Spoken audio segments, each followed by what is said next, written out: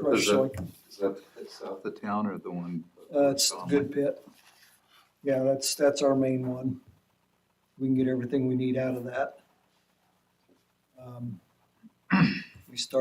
We did some more mining down here at Gold Dust last fall. It was not really a downtime, but we had somebody to run the dozer and the excavator. We mined out a bunch more down there, so we have some little bit of material down here to use. That's the dredge tailings. Other than that, it's seeing what this warm spell did to some of this old pavement a couple weeks ago. We're gonna have to put a skim coat on Lake Shore out here. We did get the grant for phase 1 of Lake Shore. That'll take us from the city limits out to Blue Heron campground right in that area.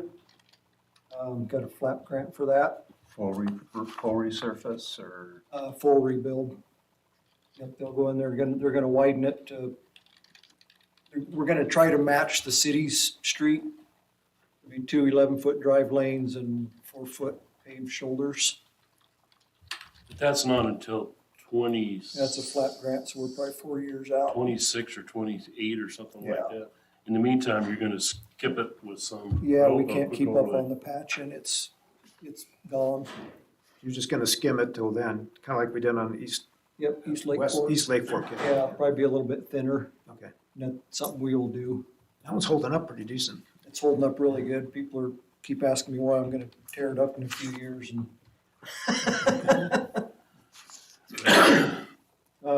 So that East Lake Fork, on the bridge to the highway, I've got a meeting tomorrow with Horrocks Engineering. When I was up there with them last fall, I can't remember if these meetings were going on then or not, but we were looking at widening that intersection coming onto the highway. And I heard a big truck with a loud Jake brake coming from the south. And I grabbed the engineer that was with me, I'll go, get your phone out, this is gonna be good, this is gonna be exactly why we gotta widen this out. Well, here comes Kurt from Granite with his 4-axle lowboy hauling one of the big haul trucks, and he took up he put his tire off in the dirt on the north side of that road, make that corner, because cars were heading south and he couldn't swing wide. And one of the engineers right now is saying, well, let's just leave it alone, and I'm not letting it leave alone. I'm not dropping it. We gotta buy some right away. Looks like if we take just a small corner off of the Gemma's, that'll help with the northbound traffic making that corner with trailers. And they don't use it for parking, it's landscaping. There's boulders and a little mound of dirt out there with weeds growing on it. That's in Lake Fork? Yeah. Don't we have to buy right away though from there on down to the bridge? Yep. Cause that north side is all underwater. They'll do what they did at the bridge project. They'll basically, Avians. looks like a big taco. They put really clean riprap in there and wrap it in fabric and then That's how they did build that. the road on top of it, Okay. so. That's planned for this next section up through that wet area. So the right of way though is gonna come from the north side, all of it? No, that The road's other got, thing that that, road's got a kink in it. And to move, most of it's gonna go to the north, but the south has that huge communications box right there.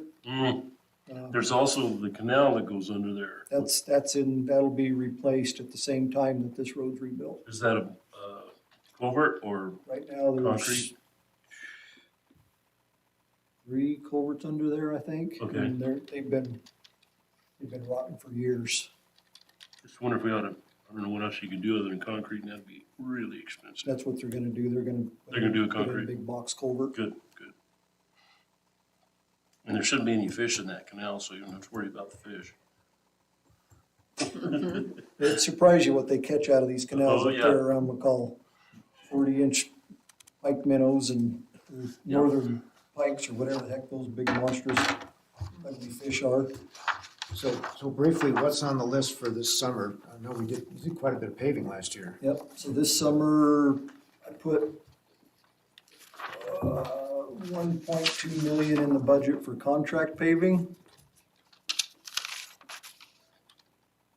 And those will be roads all the way from Clear Creek, kind of all the way to McCall, just picked up $1 million worth of roads.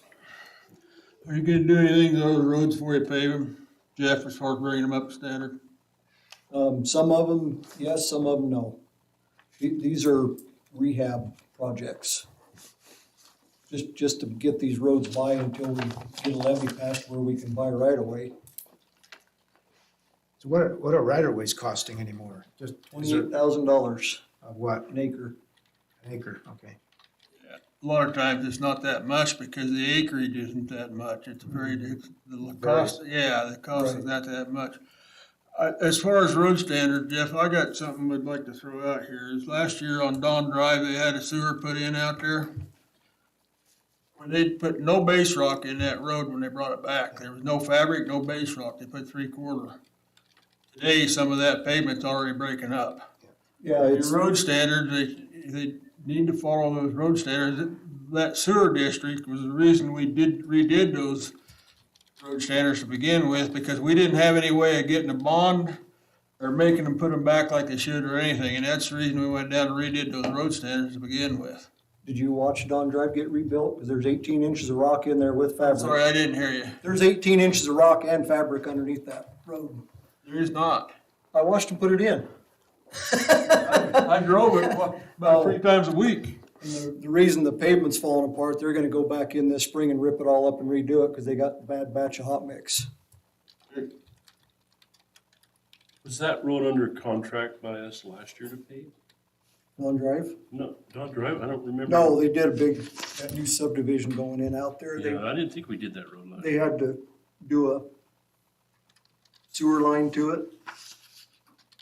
So they ripped up the road and put a, I don't know if that's pressure sewer or gravity. Or neither. It was Spring Valley, I think I was thinking of, where they came in and cut across our pavement and left the dips. Yep, that's the one we That's fixed the one we last got year. fixed Yep, last we year. fixed Okay. that last year and it's holding up good. So mainly the paving projects are gonna be fixing what we got that's already fallen apart. Nothing, no rebuilds or somewhat rebuilds, kinda like you did Heinrich and Pearson. That's about as far as we're going on most of them is just pulverizing. And if they run into any bad spots, they're supposed to let me know.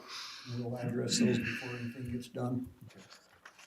Mr. Chairman, and while we're kind of talking about that a little bit, we've talked about on the commissioner level of maybe directing more energy towards West Mountain Road north, from Tamarack Falls north, because if we want to replace the S Bridge, that probably will be closed road until we get that done someday. Yeah. So we could shove people either up on Norwood or we could shove them up West Mountain North. And would you say there was 4 miles, 3 miles left to I think it's finish? 4.5, well, it's 4.5 miles from Tamarack Falls Road to Smiley. To Smiley. To Smiley, okay. Is the bridge at Smiley okay? Yeah, it's good. It's a 1-lane bridge, but yeah. And that's on the list on the transportation plan to Right. get Smiley rebuilt. But I think that's something that we kind of need to throw out there as part of the discussion. You know, we used to get the 319 money through the Soil Conservation District on that West Mountain, and a lot of that's gone. That 470,000 we used to get is not available anymore. So it's kind of stopped that whole progress for West Mountain South. So how much, do you remember, Jerry, how much 319 money we used to get? I don't. So last year I got $22,000. That paid for my one culvert install at Quinzer Creek was $21,000. On that road going out to Tamarack Falls, do you have more accidents on that corner at the end of the new construction? Or do you have more on the S Bridge? Either, When I was there was more accidents on that corner. I think that corner's probably got more. And so just to, I don't mean to interrupt you, but the BOR, something changed with the BOR in this last year. Can I which corner? The corner where the big, Right at Hawks that Bay. big log thing is at? Yep, we call that the money corner because the wreckers make a lot of money off of that in the wintertime. That first piece used to belong to Ballantyne, and then it went on to BOR. Yes, so we're, Dave Bingaman, he's working for the Parks and Rec now. He's been in contact with the BOR, and they're willing to work with us from there all the way down to here. And that, they had an memorandum of agreement, MOA. It was in the files from back when, about 2002 or 3. It was in the files where they said they were gonna work on that. With Valentine? No, with BOR. Oh.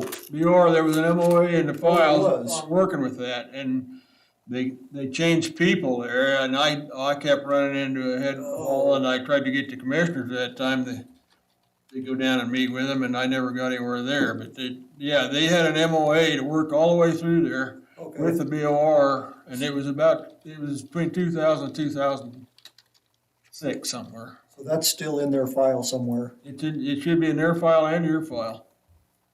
I haven't came across that yet. So back to Tamarack Falls going north on West Mountain. Is it, so I go up No Business quite a lot.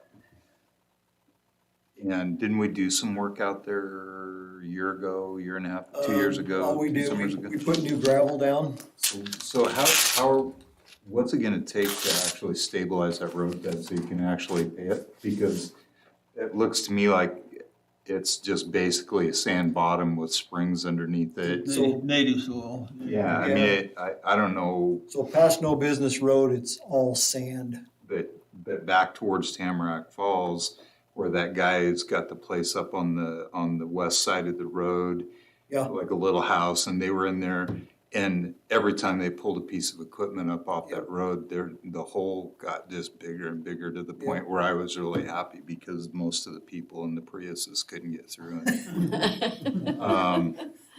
Goes like this. Not that I have an issue with Priuses, but right. It's almost liquefaction when you but go over. Yeah. it's a bad spot, and when we start talking about bypassing through there, I mean, I'm wondering That what it whole, really would cost actually A to lot. It would bypass cost through a there. lot. I don't know, I watched the work you guys did, and I literally went through there after you did the work, and a week later, it was already, the bottom was coming out. West of it. Mountain's full of springs. That guy, that house you're talking about, I got on him 2 or 3 times when he was redoing his driveway. And he told me every rock he pulled out of the ground, water came out. I go, that's West Mountain for you. I should have bought somewhere I go, else. quit letting her run out my road. Kirby, you gotta start out by using the road standards. I mean, in that area, they've gotta do a little more, gotta go a little further. They gotta put your fabric down and bridge it with salt rock that locks itself in. Yeah. Kind of like what we did down by Lee Heinrich's old house. Well, And all that was happening with the 319, and then 319 went away, and so we haven't figured out a way to get back to that. One of the past conversations in this group is discussion of an alternative north-south That's the only- bypass up this valley, and that's the That's the only- one, That's the only one. that's the one that makes sense. I don't know that we could get anything else to make sense. And I keep circling back every time we have a discussion about doing stuff over there. You know, it strikes me as that somewhere in the middle of all this, the commissioners, the road department needs to get together and come up with some sort of long-range plan to take that in bites and figure out funding to do it. But I've actually been paying more attention since sitting on this committee. Every time I run that road over there, and I can't even imagine what we're gonna get into to span that whole section up through there. I think it'd gonna be have to done all happen. right, Kirby, but it's just like along that West Mountain Road, there's places that we've redone and places we haven't. And as far as I know, the places that we've rebuilt and brought them up to that road standard are standing up. And that's why I keep pushing this road standard. They're paving these roads, but they're just patching them. Why not, I don't know. Right. Why spend the money without fixing the problem for it?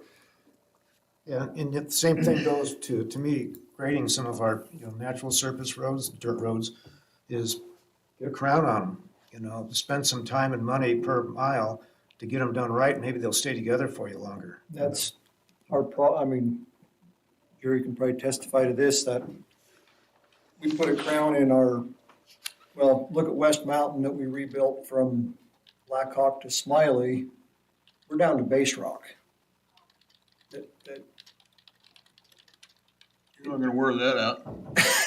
Yeah, that's, It'll be there. that's our problem. We got a rock that pops out every once in a while, a 6-inch rock, and all of a sudden we got a hole that nothing's interlocked in. It slows people down. That's a reason that I had all this 3/4 crush, so we can actually get some material. Some of these roads, we can't get a crown in them because there's rocks this big around, 2 inches underneath the top. Yeah, because all the fines have been gone through the years and graded off or wherever it went. Yeah. And no, I agree, So I there's got- challenges, but, if we do them at all, maybe we ought to just, for next meeting, if you could just come up with just a rudimentary list of some of the projects you're gonna do and where they are, so we can tell our people that we talk to, that would be great. I know you got a group of people, and Jerry and I, we're kind of in that little spot there, and of course, the backcountry part. Yeah. So it would be great if we had that. Last year we had, you're gonna do this road, this road, this road, this road, that road, and we could tell our. Yeah. And we have those for master transportation. I've pretty much got the list. I forgot to bring it up with Maybe we me. could go over that at the next meeting. Okay. Great. So I've got, I don't know if that Lick Creek rat grant's gone through. I haven't brought anything to you on that. So I did get the rat grant for no business. That will be, re-graveling that, our whole portion from the bottom all the way to the top. No business? No business road this summer. So you were trying to get one for Lick Creek? Yeah, 2 sections on Lick Creek. Ooh, that would be nice. Probably didn't know which Where ones. at, Jeff? First one will go from the 33 Lake Switchback is what I call it. Switchback before you get to the top on this side, right above the Beaver Slide to the top. And then the next section will take off where Jerry put the basalt down before you get to Hum Creek. Then it'll go all the way down past Hum Creek around to the next corner. Wow, okay, That'll that'll be be adding nice. basalt to it, lifting it, and putting crush on it. Really nice, yeah. Till the buggies tear everything off of it. So that's probably not gonna happen Oh, this well, year. that's true. Lick Creek, I just turned that one in not too long ago, so I've been answering questions with the Forest Service and everything, so the rat grant for no business has gone through. And the Boise National will get through another $76,000 at us, and we'll just add that into it for When do you whatever. expect to work the no business project? Any? I'm guessing it'll probably be August probably. And I didn't put this on the agenda specifically, but the potential for the Four Corners fire debris flows, if we, Oh, so I'm working with Juan. Okay. Our grant writer got the grant all figured out. And we just gotta get this determined on what we're gonna do. The bad thing is nothing is gonna happen before this spring runoff, so hopefully we don't have any comes major off early, little a mudslides over there little that, bit at a time, yeah. yeah. Yeah, because it's been my experience, in the fire business, is we've had some disastrous fires throughout the West that I've been closely involved in. And we had more damage after the fire Right. due to debris flows and deaths, fatalities. Oh. And ones that I remember the most was, we had 9 fatalities in Southern California on the San Bernardino Forest. And then I had another fire that was on the Tonto Forest in Arizona that we lost 4 individuals at a Wow. campground, a flash flood campground. And it was 4 individuals of one family. It's pretty sad. So those kind of things, I think, as we watch the weather and the spring come on, that we keep a close eye on that. Yeah. Um, I've been Those at- are the first to go. I've been after the Forest Service since I took over to, they get the bar money, however you Bear pronounce money, yeah. that. It's gotta be used in the next year. Yep. Well, Fiscal year. I've been asking and telling them that they need to 5-year, let's go out 5 years, cause I mean, the 2007 fire on the South Fork, that's part of our slide problem back there. They had one, they did that controlled burn at 4 Mile on the South Fork 3 years ago. Later that year, it rained, the whole mountainside came down. It was 2 years later, mountain came down. That was a wildfire use yeah, fire, wasn't it? yeah. Yeah. Yeah, they turned it into a wildfire. but Yeah, they did.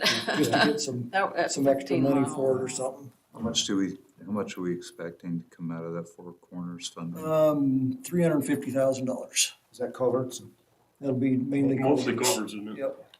And we're still waiting for the, what is it, 800, 700,000 from, We're getting close. I just Good work. answered an email for the BA lady. She's getting ready to make her next presentation to the National Good. Fisheries. And that's, what is that? That was for the stibnite repairs that we did in, 4 years ago? Oh, we're still waiting on those funds, right? yeah, Is that NIMS money, National Marine Fisheries money, or FEMA. FEMA money? Okay. Yep. Yeah, that's the interesting thing, the Forest Service ties a one fiscal year spending limit. And then FEMA, it goes forever. Yeah, And it's But I the think- same appropriation, same approval level. but I think they're getting ready to stretch that bear money out for 5 years. Yeah, that's needed. We talked to Fulcher about that. What's that? Has anybody called Fulcher's office about pressing that? I don't know. I'm just going through the So Forest you're Service. talking through the I'm Forest talking to Service. their So- engineers. So, You gotta go higher than that. so Jeff, my recommendation is that you reach out to Russ Fulcher's office.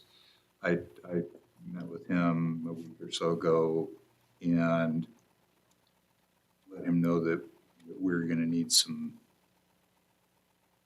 influence out of Valley County on a couple national things. And one of those concerns that I had when I was talking to him was some of these delays in funding, on roads we're maintaining on these fertilizers and some of that stuff. And yet the surrounding property owner is dragging their feet on getting stuff done. And so I would recommend you call his office. I've got his guy's number in my phone if you call him, remind me. And let him know that what you do, let him know that this board has recommended that we make the call, and if need be, I'll make a call and we can get some other people to do the same thing. But Russ has been pretty responsive. I know, didn't he actually came up to Illapine to talk about the Stibnite deal, didn't he? Well, we met Last him. year or Yeah. somewhere up here. Yeah, we I met mean, him. he's been pretty supportive of Central Idaho's issues. And he's not afraid to go rattle cages in Washington. And I don't think that you're gonna get very far with policy, talking to the engineers. I think maybe we need to talk to somebody that actually can fire the engineers. Well, the issue is that everything's gotta be cleared through Ogden, Utah. That's for the regional office. Motion rather than recommendation. You wanna do a I heard a letter to recommendation. Fulcher's office? Somebody should, however you want to do the Well, I motion. can't spell. I think we should reference. He can do numbers, but he can't spell. Actually, I'm more than happy to phrase that in frame motion that from this advisory board and on behalf of Valley County Road Department, we actually draft a letter to Fulcher's office. I think we should run it through the county and get it on county letterhead too. Yeah. That's fine. I would agree. That works for me. 'Cause this has been dragging out for so long. Motion.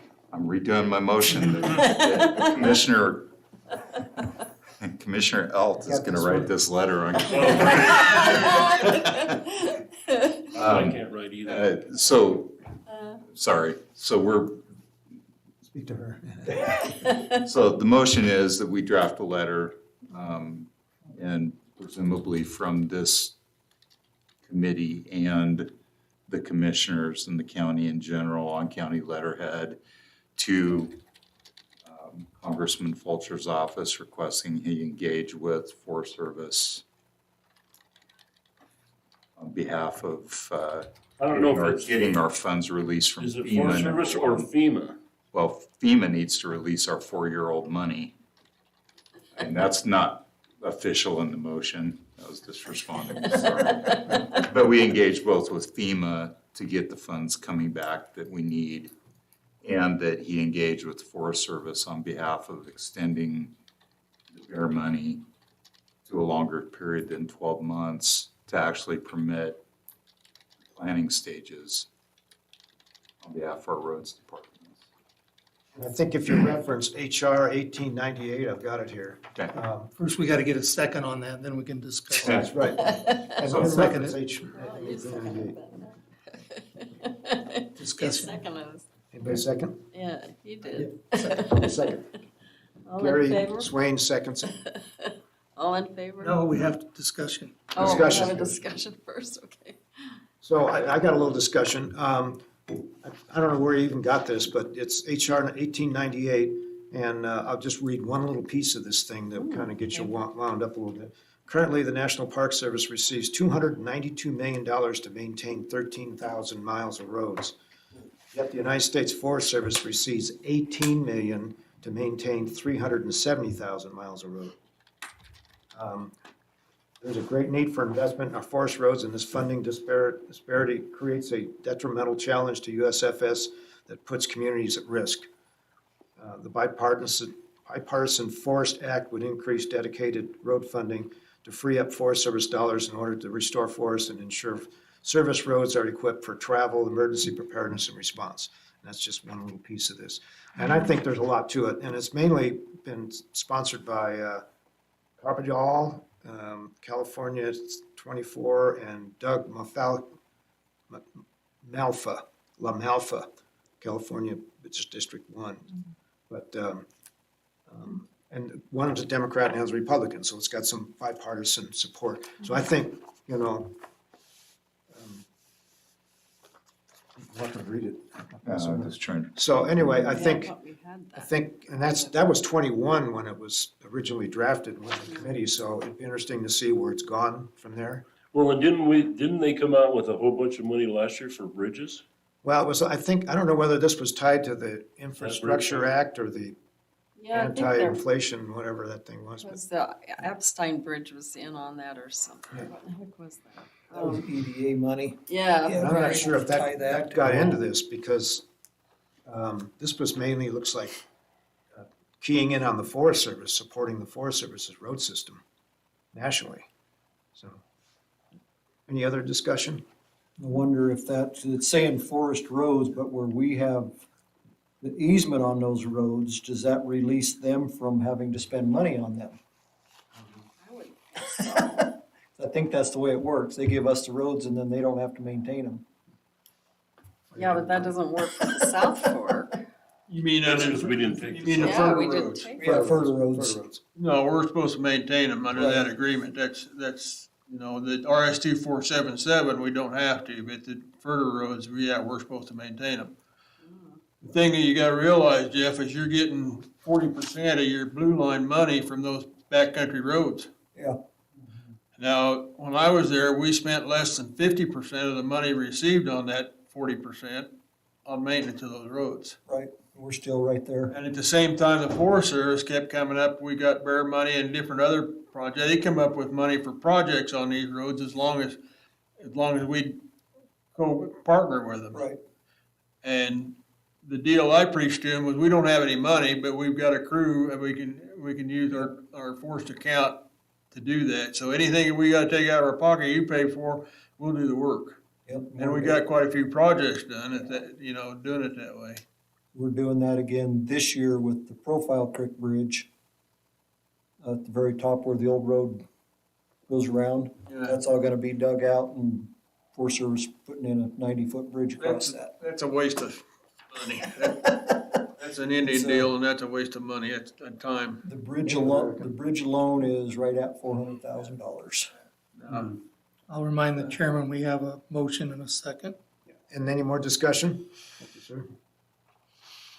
Without discussion, all in favor? Aye. Aye. Any opposed? Hearing none, motion's carried. Mr. Chairman, can you clarify who is actually writing this letter? Is it me or Kirby or Gary or?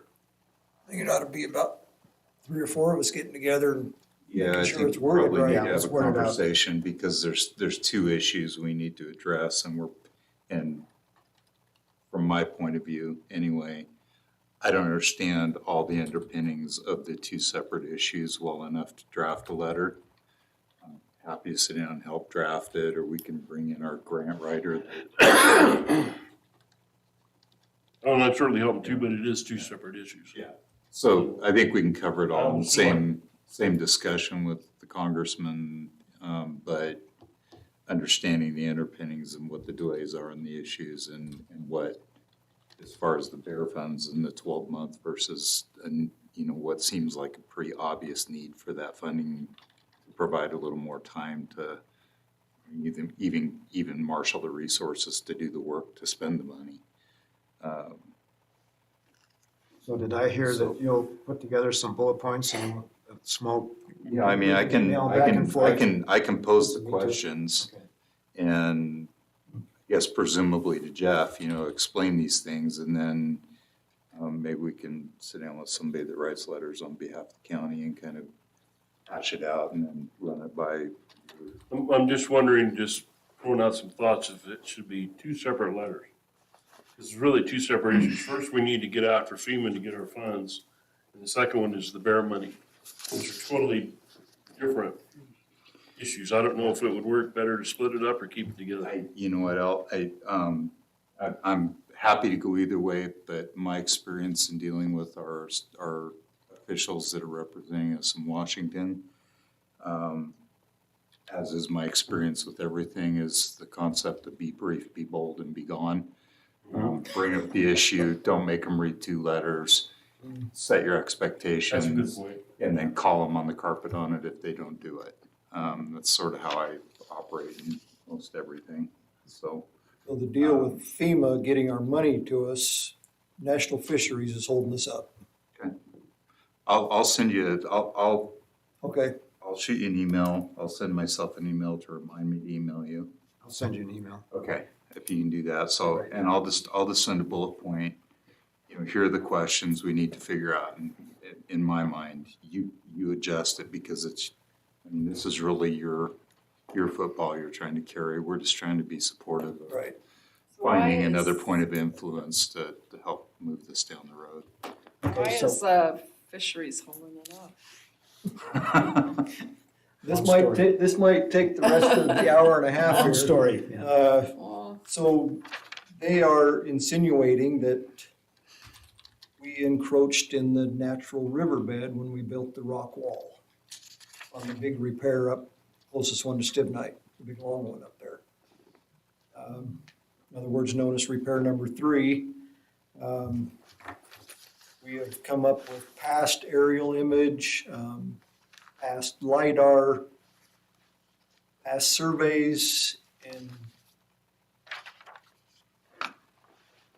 the lady that's doing the biological assessment, she was contracted through Midas at the time, now it's Perpetua, to do the fishery studies in the East Fork. So she swam that whole thing, who knows how many times every year. She agrees with me that we didn't hurt anything if we did encroach. So she's 100% on our side. So we've got quite the presentation to give to them here in the next couple weeks. Every time we've come up against this national fisheries, you just keep pushing back. Nope, you are gonna fix that. You are gonna do this. is that after the slide? This is after we repaired it. The slide that blocked the river that Yeah. So, contains the fish that they're supposed to Yeah. protect. so I We're took gonna die because of the blocked river. last fall, Yeah, it was all our fault, I'm I sure. think it was last fall, I think we were done with our meetings, either that or I forgot to bring it up. So I took One of the big wigs from FEMA, his name's Vince, came out from Seattle. I still want to call him General Ritchie.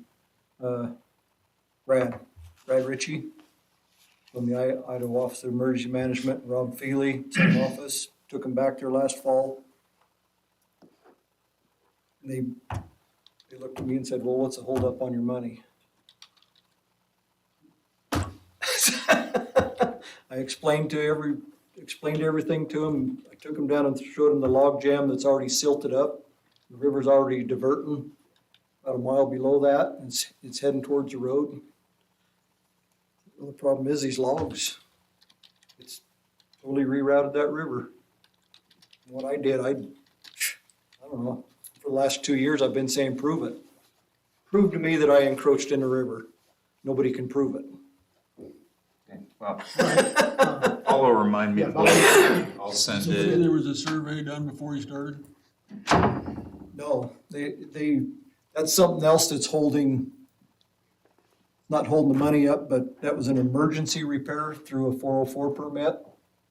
And I asked everybody, I go, yeah, it's an emergency repair, but I don't want to come back and do it twice. So I'm going to make this a permanent repair as we do it. Well, apparently something got corkscrewed somewhere, so they're still holding us to that. That's an emergency repair permit, not a permanent repair permit. And the Forest Services, they're all behind me saying, no, we gave Jeff permission to make the permanent repair on it. But this National Fisheries people are just.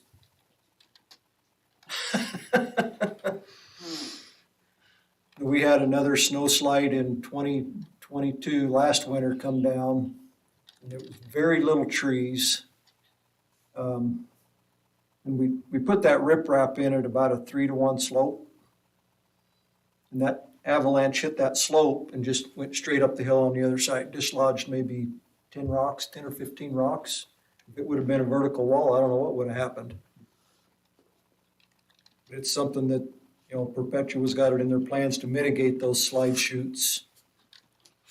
All right. Chairman, can I ask that we stay to the agenda? Yes.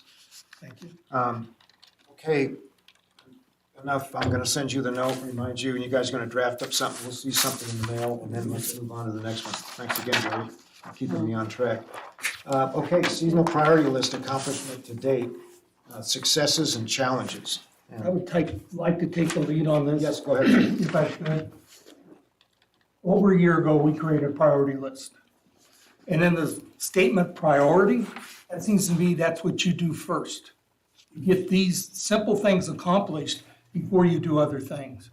We sent that letter to commissioners, they endorsed it, and we live with it. Well, at the end of this priority list, it says this list gives commissioners a short-term tool to grade the Valley County Road Department, and that was the reasoning for the list. We can't get into HR issues. We found out it wasn't a money issue why the road department wasn't functioning properly. And we also agreed that this list could be easily accomplished within a 12-month period of time. Well, the 12 months has passed, and I would like to go over this a little bit. I don't want to just belabor it, but 2 years ago, the road department kept the roads open, but they weren't safe. I think they've done a little bit better job this year on the roads I have driven, that they're safer. I don't know on the second one about accountability of employees. Jeff, have you addressed that at all on the winter to create accountability of employees? Have you done anything towards that? Yep. Okay, and I don't need your belabor, I'll just agree with you. I heard no complaints on open up backcountry roads. You did that. Then we get to the repair of asphalt. And it was following including just not potholes, but break-offs, depressions, ridges, and effects on winter freezing and that such. Now, I agree, you did potholes, and I know you patched some of the winter, but you haven't really addressed the shoulder break-off yet, correct? I haven't seen much work done. Drive down into Don Drive, or not Don Drive, Daystar. We fixed all that down through there. That was down to about 16-foot wide road. Any other place you address that break-off? Not to that extent, no, not besides just pulling shoulders up. You did a small amount on Farm to Market. Not quite to Ashton from East Lake Fork. Was that last year or the year before, maybe? Anyway, go ahead. On the grading the county maintained roads, did you do that at least 3 times a year now on all gravel roads? Just the ones that needed it. Some of them don't get enough traffic to justify 3 times a year, once a year. And you continued the asphalt repair, I can attest to this, basically through the spring, summer, and fall. You were Yep. doing some type of work there all the time. What about eliminating the vegetation along the shoulders of the roads so that we could then bring that gravel back and in the same process of fixing that break off? Has Yep. anything been done towards that? Yep, so I've been with the weed department and, we gave them an extra $3,000 for this coming summer. And he's been doing it for the past couple of years, but it's not real noticeable. It's a growth stunter. Doesn't kill it, just stops it. It just basically slows it way down, so instead of the grass growing 18 inches, it only grows 3 inches. And I think the 3,000 this year is basically a Roundup product. Not Roundup, Nothing extensive. I haven't seen it. You haven't done it anywhere. no, we haven't Extensively. totally killed anything yet. We've Hey, had Gary, actually 2 Gary. springs. While you're talking about that, we've talked about a little bit on our level too, is the fact that, you know, we have contracts with the Forest Service, with all the cities, the airports, with our weed guy to do some of that, and we've thought about maybe that's too much work for him. I know last year he was down 1 or 2 employees, 3. part-time. Couldn't get the help last summer, part-time stuff. And we've been thinking about maybe what we need to do is turn those contracts back to the cities and let them take care of their own weeds and give our guys more time if we're short-staffed. I wanted to run that idea by you guys. We get, I think it's 20,000 from the Forest Service to go in and spray Forest Service roads. Not sure what And the airports are, I think Cascades 2, McCall's 5 or something to go in and spray their weeds around the airport. But and I'm not saying it's too much or not. What I'm saying is we just don't have enough staff to do that anymore. We can't get part-time guys to come in and help with the weed department. And we bumped that salary, I think starting salary now is $19. So make sure I understand, we're doing the city's weed abatement and the county's weed abatement. Are the cities paying us to do city's weed abatement? Not the whole city, usually it's just the airport. we do all of Donley. Is that out of airport funds or out of city funds? City pays us to do that. And I've looked at the one at the Forest Service thinking, man, they're getting a hell of a deal. Because if you were a private guy, it would probably have to pay you quite a bit more to go in and spray the weeds on some of these Forest Service roads. But those are things that have tossed around in my head, is maybe we're extending our help out too much and they just don't have time to do the county roads. But if the weed department is for the county, and the county isn't getting anything done, why in the world are we going outside and doing other people's work? It's kind of the same philosophy as the blue line, the backcountry roads, because that's where we get a lot of revenue. We make money off of doing these other contracts, but in my mind, I'm with Eld, it's not enough to, I mean, we're getting all of our roads sprayed at least once a year. But, you know, just spot spraying, we're missing all the little rosettes, and if we don't make it back out in September, God, you're missing a lot more. everything's You wrote that. grown up and bloomed. So let's move on. Can I ask? Yeah, please. I'm sorry. So the question I've got is, if the city's funding this and we don't have adequate staffing for what we're doing within the city limits, has anybody approached the city about providing some of their labor to assist in getting this done? We have talked to the And if they cities. can't do it, at that point in time, the question comes down to, if we can't get the labor to do the work that needs to be done at the county level, then the city can take their $3,000 a year or whatever they're paying. I don't know what that number looks like for each of the communities, and they can try to hire their own staff. Basically, I think what would happen, honestly, Kirby, is the weeds wouldn't get sprayed at the airports or the cities.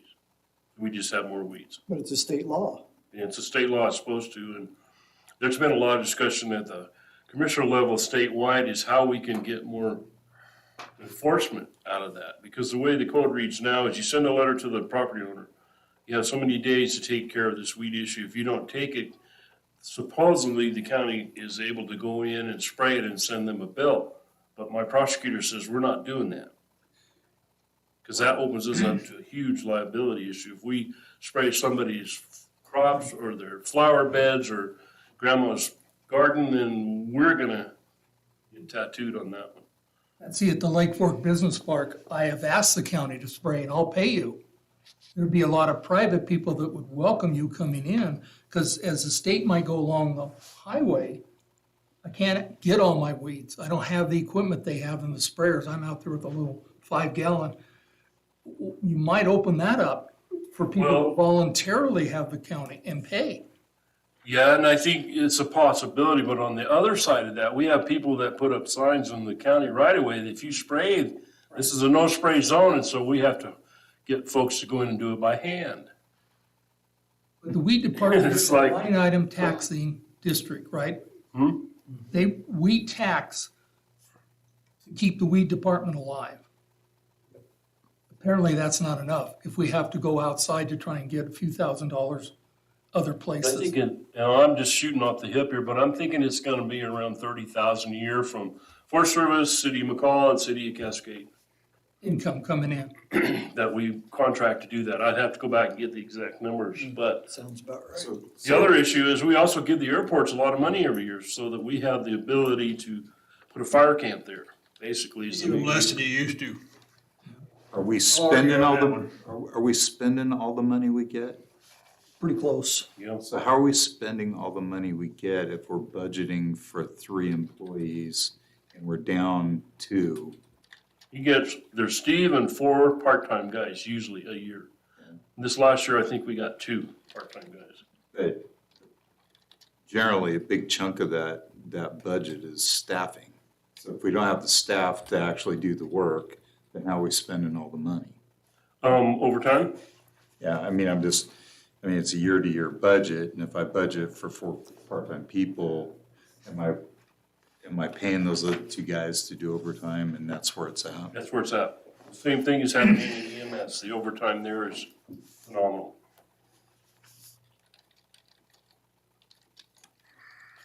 We've been not fighting with ITD, but we're getting pretty close to just telling ITD, take care of your own right of way. They spray 4 feet of the edge of the road while we come in. And this highway's so dang scary. We had a semi go by the truck 2 years ago. We got big flags out. We got a flag on the back bumper. The guy driving's got a paddle. He's holding out saying slow, and it broke the handle off the paddle and ripped my guy's shoulder loose.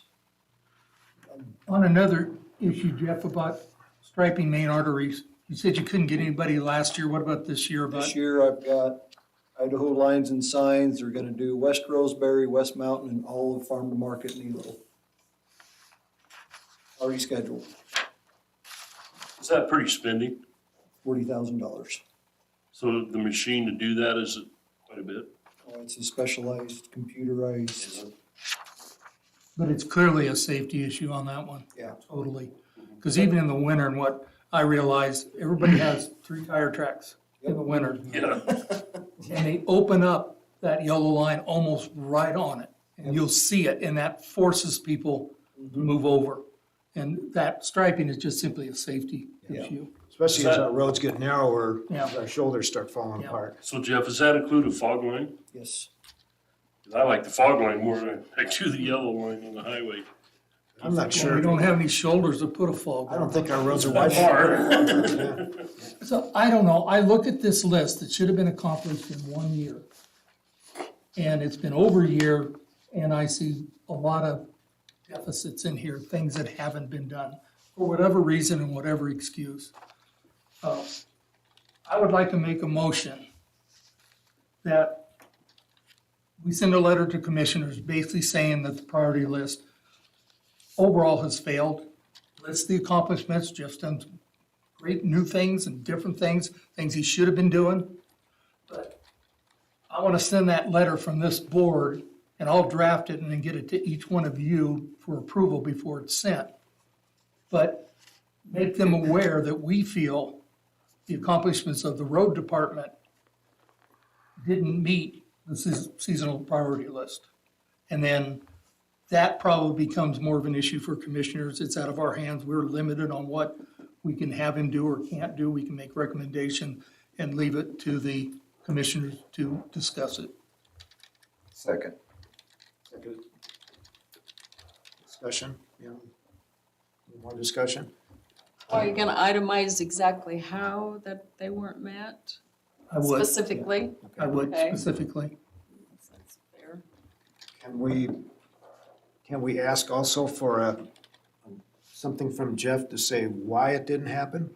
It would be commissioners, I would think, because it becomes Okay, HR. okay, so we'll work through that For them. after the letter then. Yeah, we've done our job, we've just pushed it up. Okay.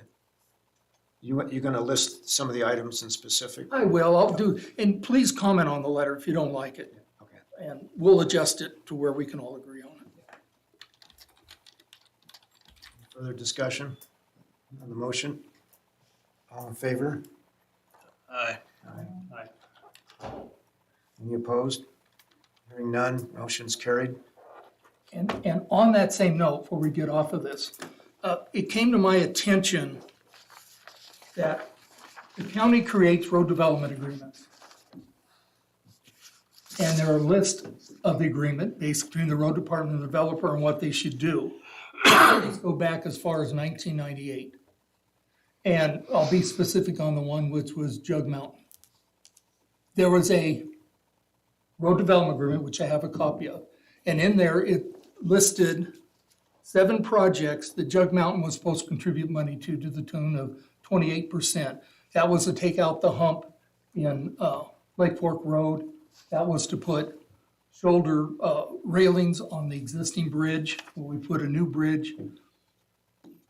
The road department, I found no record, nor could the lawyers for Jug Mountain find where any money was participated in there. There were 7 different items listed that Jug Mountain was supposed to contribute money to the tune of 28%. When I talked to Commissioner Cinda Herrick and Jeff McFadden, it seemed like the responsibility for that getting done was somebody else's responsibility.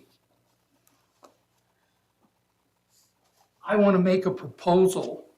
Oh, I'll do one more thing. Give you an example. Jug Mountain gave $56,000 originally to the road department. At 130 homes, they were supposed to contribute another $56,000, either to the projects identified, or it could be amended and to the road department. It's adjusted for inflation, so that amount of money is $101,967 at 130 homes. They're at 164 homes now. Somebody missed telling them that. I don't know how it got missed. I think I've made enough stink about it that commissioners are gonna deal with it. But overall, we have $309,543 owed to the county and there's different increments as they build out. Right now, it's at $101,000 they owe. We have to do a better job of having these road agreements surface when there's a change of land use at the planning and zoning. So I've got a second motion to make. It is recommended that the county road department keep a record of all road development agreements in their office and refer to that file every time a comment from the road department is requested by P&Z on a change of land use application.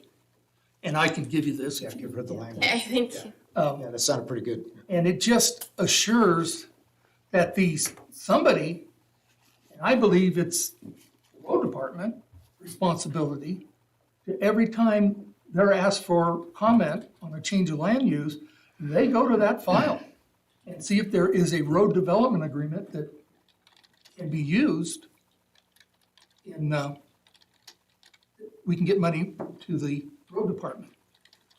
I'd like to add something to that too, and I think we brought this up a meeting or two ago, but when they put the wastewater extension down Heinrich and makes a little jog there at, or not Heinrich, I'm sorry, Norwood, makes a little jog at Heinrich, goes down all the way to West Lake Fork, I think, further than that.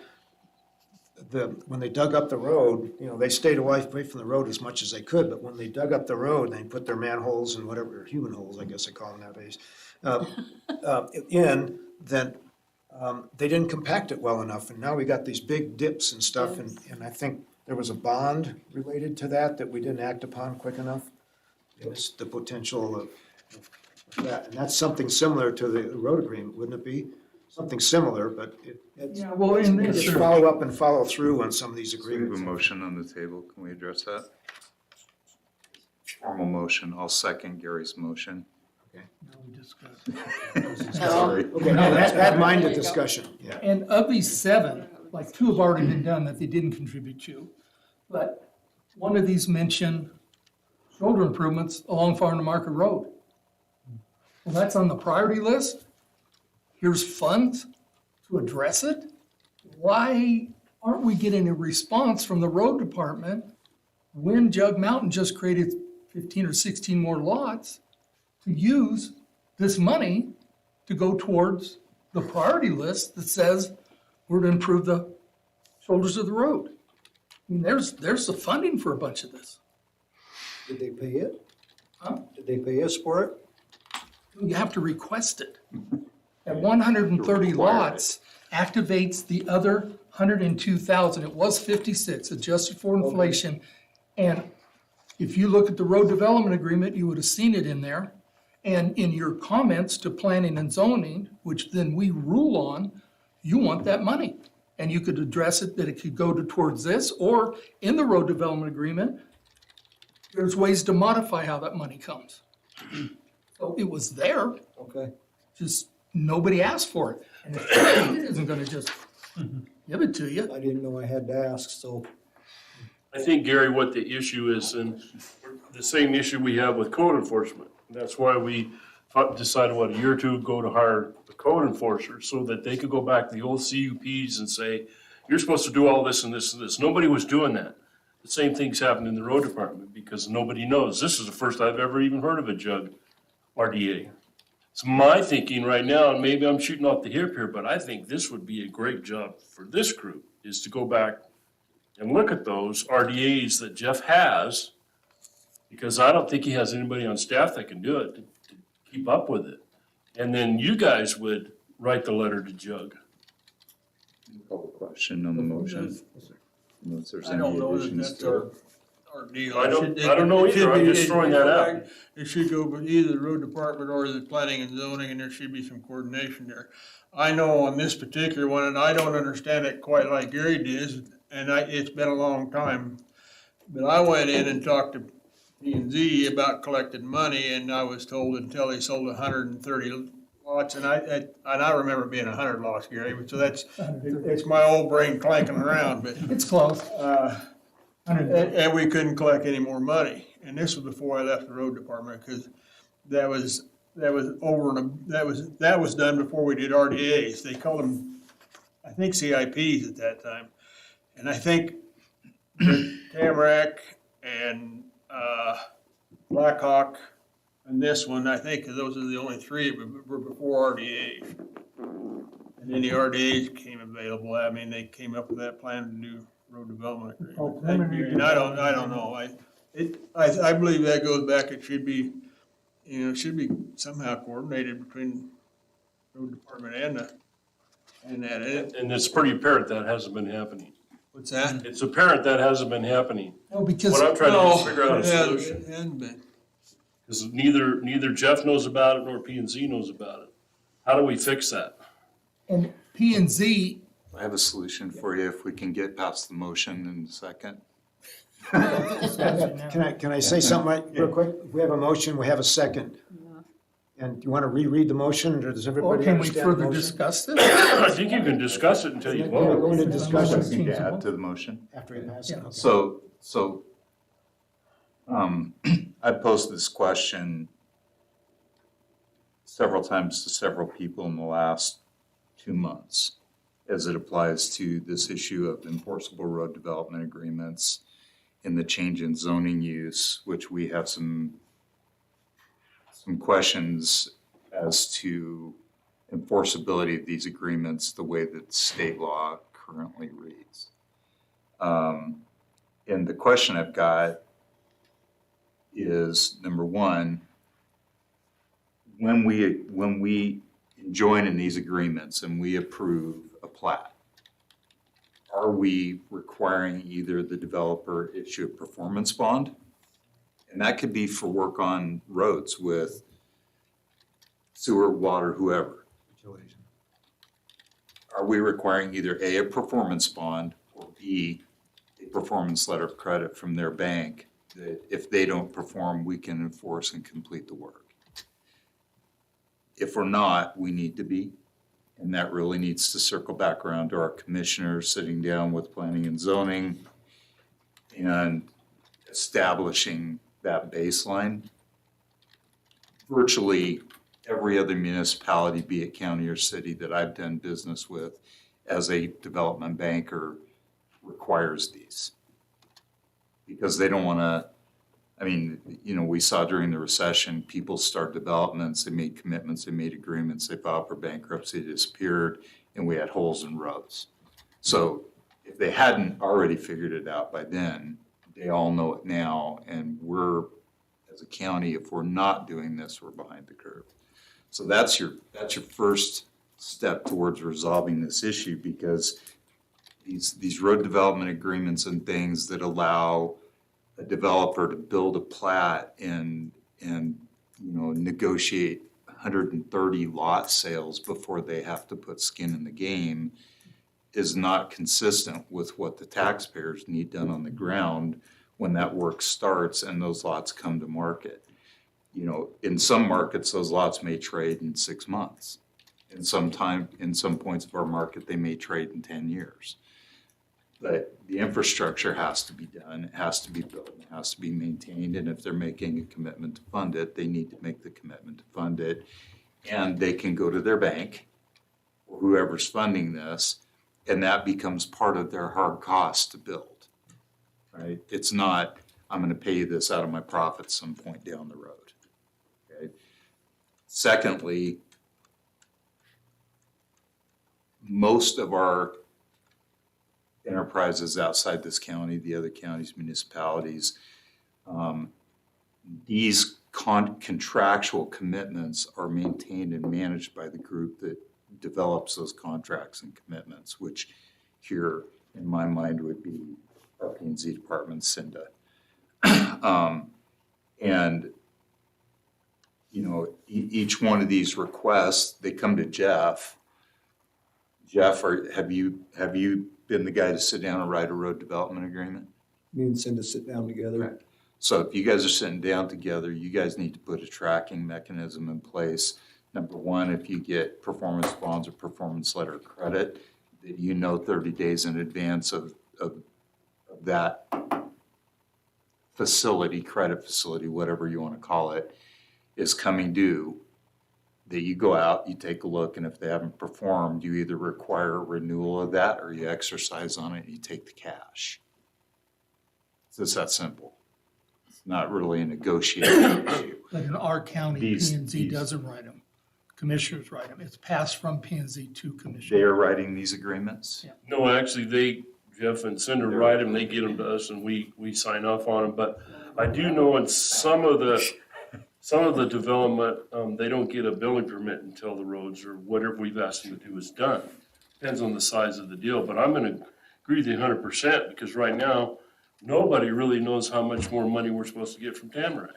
So ultimately, the way these things are generally tracked in other places is that you have a centralized planning and zoning anytime permits show up.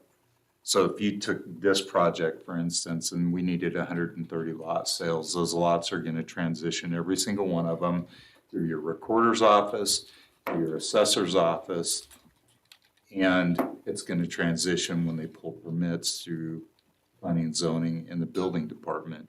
And a simple spreadsheet that's looked at every single time a project comes through JUG checks the box and you enforce your agreement.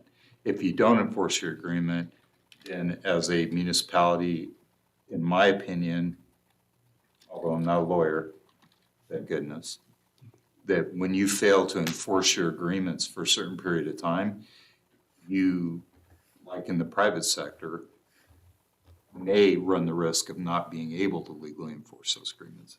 We've had that actually happen in the past on Collier Peak.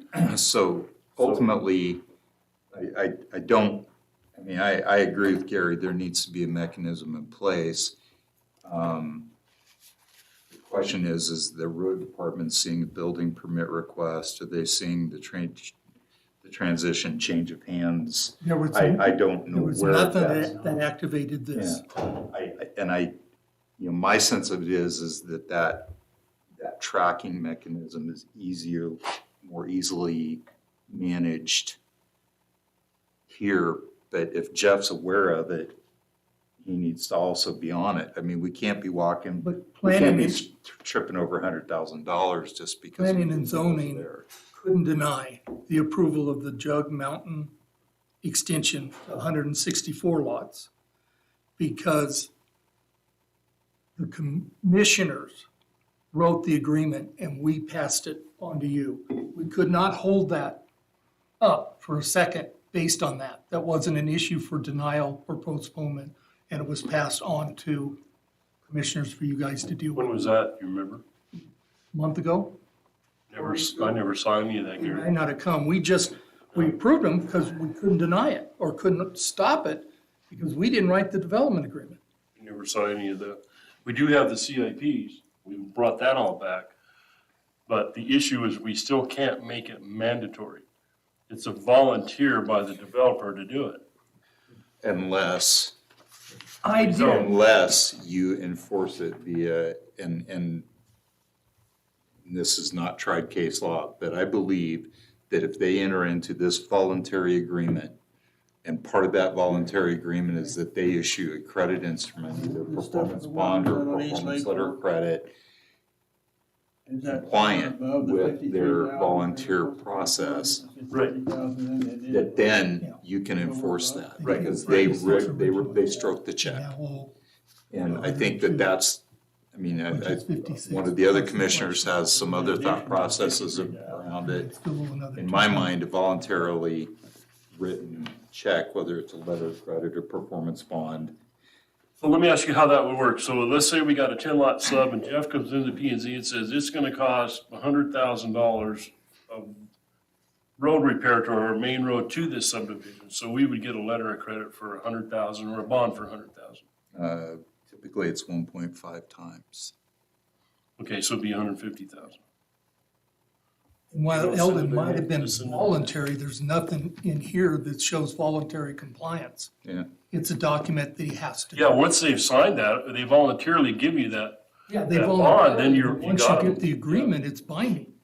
I think the issue, honestly, from where I'm sitting is, first of all, we don't see this kind of stuff. We see the final plat with the RDA agreement and we sign off on the RDA agreement, but it sounds like we need to do more work as far as getting a letter of credit or a bond on that project.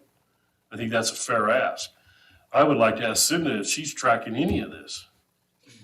I don't know who's tracking it. So, let me interrupt, I'm just making sure I got this clear. So, say we go off the new CIP numbers, which is 40% higher than it was in 2007. So, they put in 100 lot subdivision, that equals whatever, $400,000. So they give us the performance bond for that $400,000? They give you the performance bond that is going to be, so if I do a development today, we're not taking, assuming we're still in compliance with this group's recommendations, we're not taking any more roads. We're not taking any more plowing. They're required to build the roads to code, right? And they're going to perform their own maintenance internally. So basically, it's a homeowners association managed road system until we decide to take it. But if they're going to come in and cut our road to run sewer water to Oh, each of those lots, so it's a and right that away sewer program. water is going to cost, you know, so the sewer water group should be requiring that performance bond if they're gonna do the work and not sewer and water. And you should be requiring a performance bond or a letter of credit from their bank which we do. for the, We do that, I think.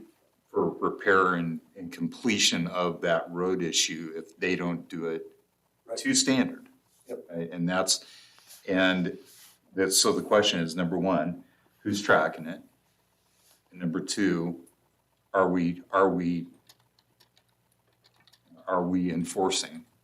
And the way this agreement's written, I mean, to me, it's like we just missed Nobody's watching the it. ball. Nobody Nobody's was watching. aware, not even the Yeah. developer. And, it's, the question is, how many more are floating around out there like that? Yeah, It sounds, Kirby, like you're talking about two different things. This is agreement for them to be able to do the subdivision, and you're talking about later on when they do the subdivision, they come in and cut the road. Well, this is an odd agreement because a lot of municipalities don't do this, kick the can down the road. Once you guys get done and you make a lot of money, then you're gonna give us $100,000. Most say, if we're gonna approve this, you're going to give us $100,000 to ensure that this work that you're proposing is completed to plans and specs and meets code requirements. And I think there needs to be probably more detailed discussion around it to make sure, but when, literally almost every development agreement that I have on projects I've financed over the years, if the guy's bought 20 acres and he's gonna build 20 lots, and those 20 lots are gonna have water, power, sewer, roads, curb, gutter in it, and that's all being built to city or county required code, they're providing performance bonding or a letter of credit to ensure that work's done. Once they've completed the work to satisfaction and sign off, then those are released. So should those, so I think what Jerry was trying to say is we have a right-of-way construction permit. We require 110% bond, but that's just doing work in our right-of-way. That is separate from that RDA. And Do those need to be tied You can do together? the same thing with your road development agreements, is they can provide a long-term performance bond that says at X, we'll either give you this $100,000 or we'll execute on the bond. Okay, And, well, I think all that Kirby brought up is talking about going forward. Yeah, how you get that. This motion is talking about what's existing now and how do we address that? And I think the files, and put it on the road department's responsibility to look at those files. I mean, you must have, the load is 2 or 3 CUPs a week. And you need to sit down and you need to look where that CUP is, that change of use of land, and match a road development agreement with it if you can. And that's what, and I don't know how many are out there. I think this is one of the very first ones. I don't think there's any predate 98 that this was done. So do we have two motions here then? Do we have a look back? A motion and a second on the motion I made that require him to keep files and look at them on every change of land use that comes before him. Because P and Z request comment from the road department, as they do the fire departments, all these. That collection of information is how the P and Z makes their decisions. Without a response, we don't know it exists. I just happen to find this thumbing through the paperwork. They got to do their job in order for planning and zoning to do our job. So, Well, and to be honest with you, here a while back, Jeff kind of got in trouble because he wasn't providing some of that information to P and Z, and we said, no, we want you to do this. So I think he's doing a lot better job of getting involved, but this is the big issue that I have all the time with all the kind of different levels of government, is the fact that you got new people coming in all the time and nobody knows that history, and we've lost that history. I don't know what we've lost with Tamarack. I've tried to find that information out I've heard there's funding for the S Bridge whenever we replace it, but I don't know how much it is. I can't find any. It's all accounted for. When I left the road department, it was accounted for in a big notebook binder like that. And I don't know if that's still there or not. I can't tell you. Anything that was done when Heinrich was here, there were records in his office in the filing cabinet down there. After Heinrich left, it was kind of hard to find, but we went back and, because we had a check that we didn't have a road development agreement for, we had road development agreements we didn't have money for. We went back and collected all that information and put it in one of those big 3-ring binders, and it was in the office down there when I left. So that would be a good place for us to start looking. I'd start looking for a 3-ring binder. The rest of it, I think, all these older ones, you can probably find down in Doug's office. Was that recorded, Gary?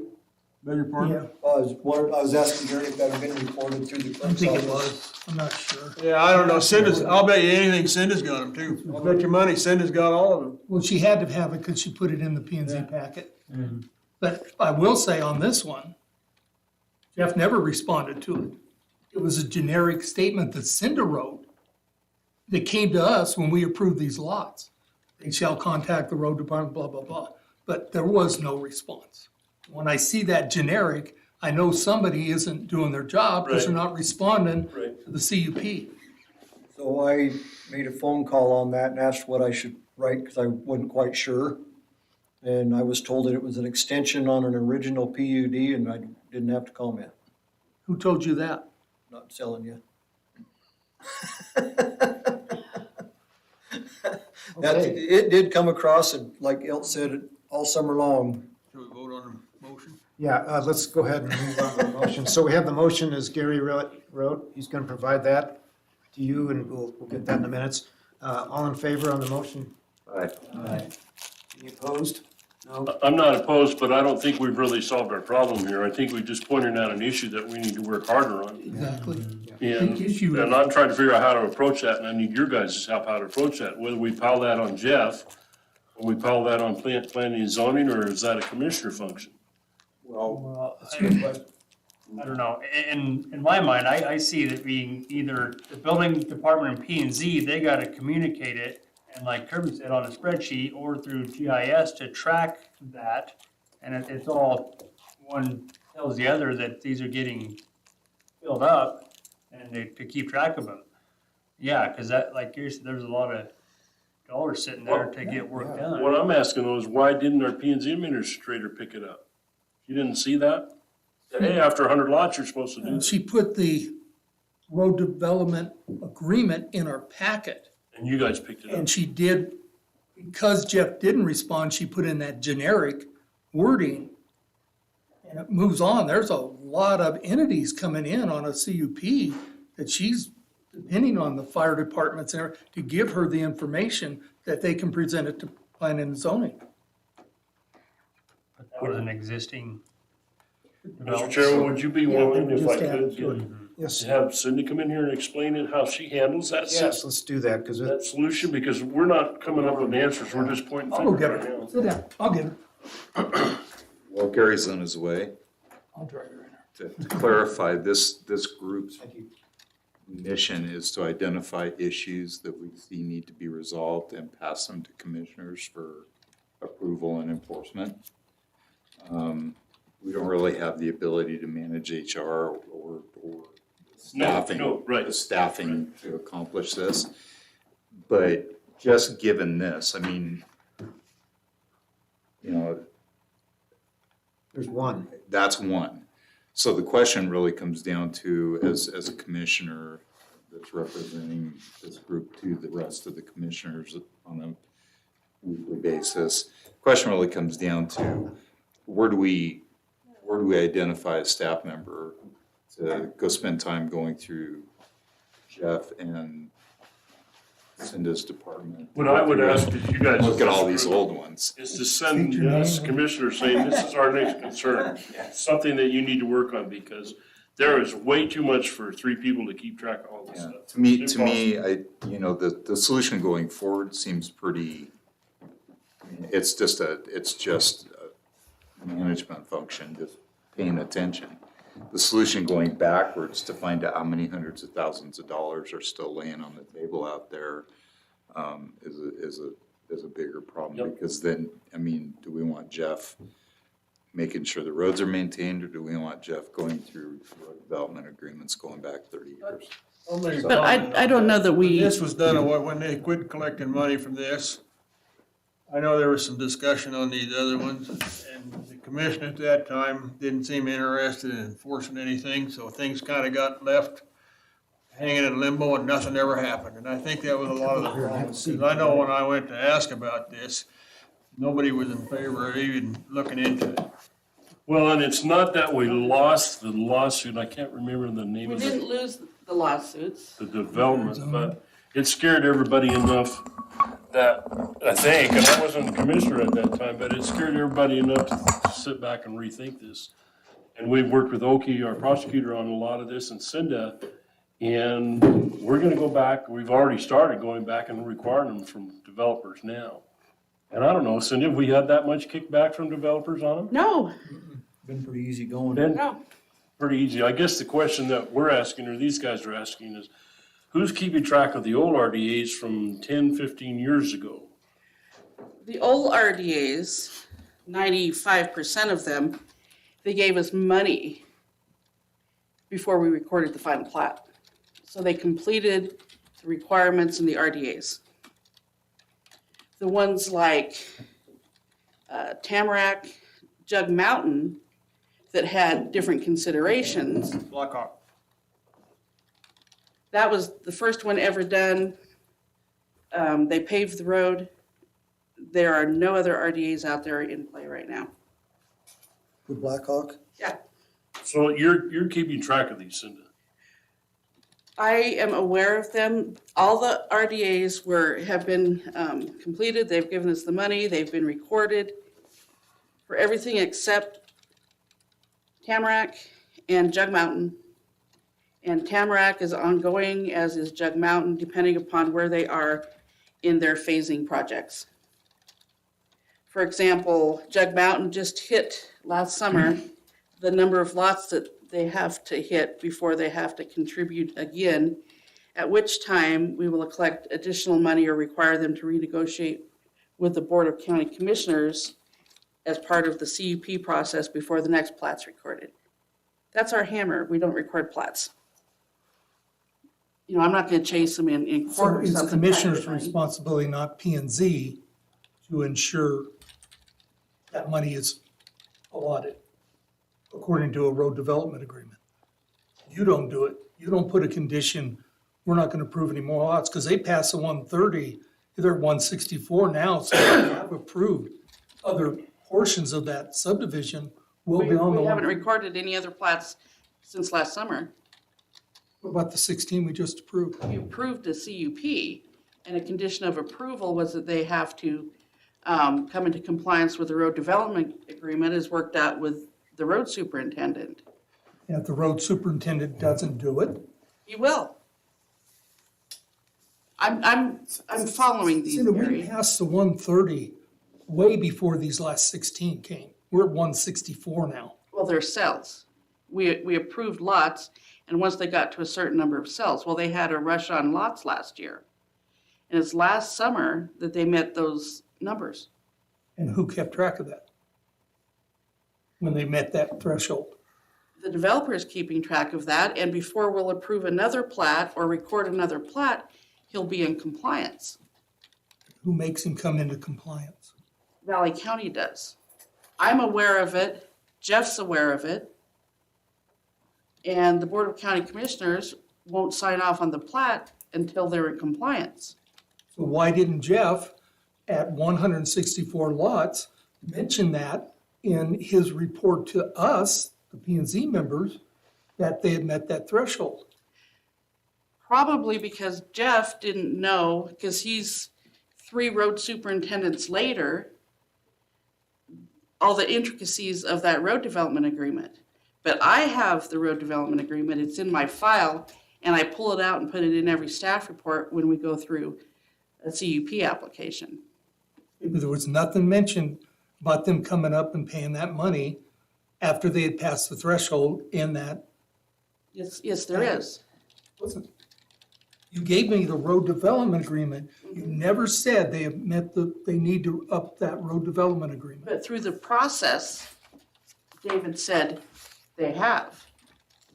It's a process. It's not, I mean, I'm not gonna sit there and look at real estate markets and keep track of, with the title company about, you know, if they sold 130 lots or they sold 131.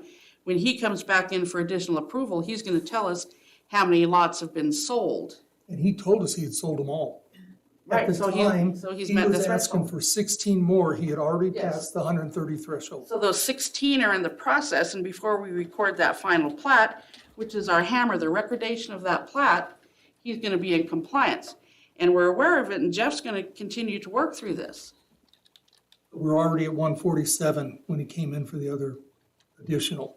I don't know, He already passed I it. don't have all the numbers in front of me, it's been, you know, a number of applications ago. I mean, can I look at it, or? Well, and I think this gets back to my earlier point, Gary, about you have people that come and go, especially as commissioners and as road supervisors, and so there's not a way to track this. And Cinda's the only one that's kept us online. So why we do do, we keep track of it, but I'm not gonna track how many lots he's sold until he comes back for his next approval. So what happens if it's his final phase? It's not. No, but what happens if it's his final phase and he still has further commitments? And he gets to the end of the phase and we're not keeping track and he has more money due But and we the are last, keeping track. you're telling me you're not keeping track of the number of lots that are. So if we approve, Okay, let's just okay. take let a, me- take okay, a let me- supposition that these last 16 lots that are going through, we are using that as the hammer to collect the money back to 130 Mm-hmm. lots. And we have money coming due going forward, all right, We for the have- next 16 lots. We So, have- so bear with me. Yeah, okay, Let me finish. So I got another 16 lots and I need another 50 grand from Mr. Carey. But this is his last phase and we're not keeping track, as you stated, and we're not going to keep track, as you stated with the title company, of the lots that are sold. So what's our hammer for the next 50 grand once this plat's fully sold out? If we're not keeping track, if there's no mechanism to call him up and say, you just sold the last of the 16 lots, we need our check. Unfortunately, I can't. and you answer just that. made a really good argument, Kirby, about why we don't do these types of road development agreements. This is the only one like this. It was back in 1998. It was done between the Board of County Commissioners and John Kerry. And we have kept this in our files, and before he gets further approvals, because it's all market-driven with this one, which we don't do anymore typically. You know, this is the only one like this. So I think the question here isn't questioning you and Jeff, at least in my mind, I can't speak for Gary. But I think the question is, you know, are there any others that were written the way these are written way back in the day that have money due? And do we need to go through a process of verifying that so we don't leave money on the table? And number two, on a go-forward basis, what's the mechanism that triggers requirement of money? Are we collecting a performance bond or a performance letter of credit on every plat for the work they owe us with a set time frame that it needs to be actioned on? Number one, and number two, internally, what's the process besides you? I'm not questioning you, but what happens tomorrow if Cinda retires and you're not here? It's in the file. It's in the file. Lori's completely aware of it. Okay. I mean, it's a process that we follow when we go into the next phase. This one is the only one like this. Okay. Tamarac's capital contribution agreement and road development agreement that's within that is the only one like that. They won't get other approvals, or once they get to like phase 4, project 2, then they have to contribute more. And we bring it up all the time with the Board of County Commissioners. We talk about this a lot, and Yeah. I'm glad to hear that, you said 98% of them, they pay up front before they even start building. Yeah, that's why we changed the format of these and we adopted our capital improvement plan, so we could be consistent. There's nothing consistent with this one. Absolutely nothing. And that's why we did the CIPs with the RDAs as they're created now. And before we record the plat, they have to pay their contribution. We don't record the plat, there won't be a bond or a financial guarantee for a road development agreement. So improvements within the subdivision themselves, they do have performance bonds, escrows, letters of credit for things that they're creating inside of that. And our big hammer there is we're not going to issue building permits. So the question, and this is what I brought up before, and the reason I'm asking these things is we've lived through a significant recession in our career paths that resulted in people tipping over with work that wasn't funded, work that wasn't completed, and no mechanism. I mean, they really don't care whether you issue a building permit or a C of O or record the plat if they're in bankruptcy and they've lost everything. And yet there's this problem floating out there. So the question I've got, or I posed to the commissioners, and this is just one guy that's dealt with this stuff's opinion, is that there might be a solid reason to have a discussion about requiring performance bonding or letter of credit for completion of these projects as submitted. And when they get all done, if they owe us a check, they write us the check, you release your 1.5 times or 1.25 times bond or letter of credit, and everybody moves on down the road, and your hammer is that credit facility that's floating around out there, number one. And number two, the other hammer is that if you have a failure, we can fix the problem with those funds. Where right now, if there's a problem and you get to the end, the guy's bankrupt and the bank owns the property, and you're not, I'm here to tell you, you're not gonna enforce compliance of that agreement on Wells Fargo or Are you talking about RDAs? road development agreements or whatever the case may be, and any of these agreements we're entering into with these developers. All we're entering into is RDAs at this time. Okay. Unless it's a PUD and there might be a capital contribution agreement. Okay. None of them are on the table right now. And the Board of County Commissioners will negotiate those and they'll come to a comfort level with those financial guarantees. We typically like to do an escrow agreement because that's cash on the table at 120%. So as long as there's a mechanism there to complete In the the project ordinance. if they tip over. Yeah. And we're enforcing it, and the money is there either through a performance bond instrument or letter of credit or cash sitting at escrow. RDAs, roads, we want the money up front. Kirby, can I ask you a question, because I don't know, because this has happened in the past, a long, long time ago, that we had a development out here at Collier Peak in that area, that the county at that time had a letter of credit, or maybe that was a bond. Was it a bond? Collier View, was done Anyway, the before we even had developer planning and sold the zoning. lots and went bankrupt and never did anything on the roads. Yeah. Now those people come in and said, well, you guys had a bond to do this. Does the bond last forever? So, and then commissioners back in those days let the bond go and the road didn't get fixed, and now they're all kicking rocks at us. Well, I mean, yeah, they're kicking rocks at you, but So Cindy, what Yeah. you're saying, I there's don't just, know that there was, I don't know that there there's was a a, bond on that. Remember that one guy said, I yeah, know. the county had a bond and all this? Falconer, yes. I don't know if it's true or not, but we couldn't find a bond anywhere. Well, that was in 1978 or something Yes. like that. so the road he would have built back then would have been gone to dust anyway, It's so. about to dust now, but it's basically just an old logging road up the side of the hill, and that's what they built on. Yeah, we said we would, they platted it as a public right-of-way, and we said we would accept it if they ever built it to code, which they didn't do. And I don't think we had a bond. And we never accepted it. Yeah, so, So where do we go from here? so Cindy, there. I do want to keep addressing this, Kirby, because, you know, after that last recession, we were one of the few counties that didn't have zombie subdivisions. The only one that had infrastructure in that wasn't completed was the one there at Loomis and 55. Because it's a performance-based ordinance, and they have to perform before we allow them to record and do things. It's a different type of ordinance. A lot of people got in big trouble during the 2008 thing. So Cindy, what you're telling, there's only 2 of these that exist? like that. Cam, are there other Yeah. road development agreements that Jeff should be aware of? Or are these the only two? Well, there's lots of RDAs, but they've completed them. They give us the money before we record the plat. Right. So Or it's- they make those improvements that we're requiring, like we're working right now on one out on West Mountain Road where we really want the right of way. Before he gets his, and it was just a CUP, before he gets that approval, or before he ultimately would record the plat, we're gonna get that from him.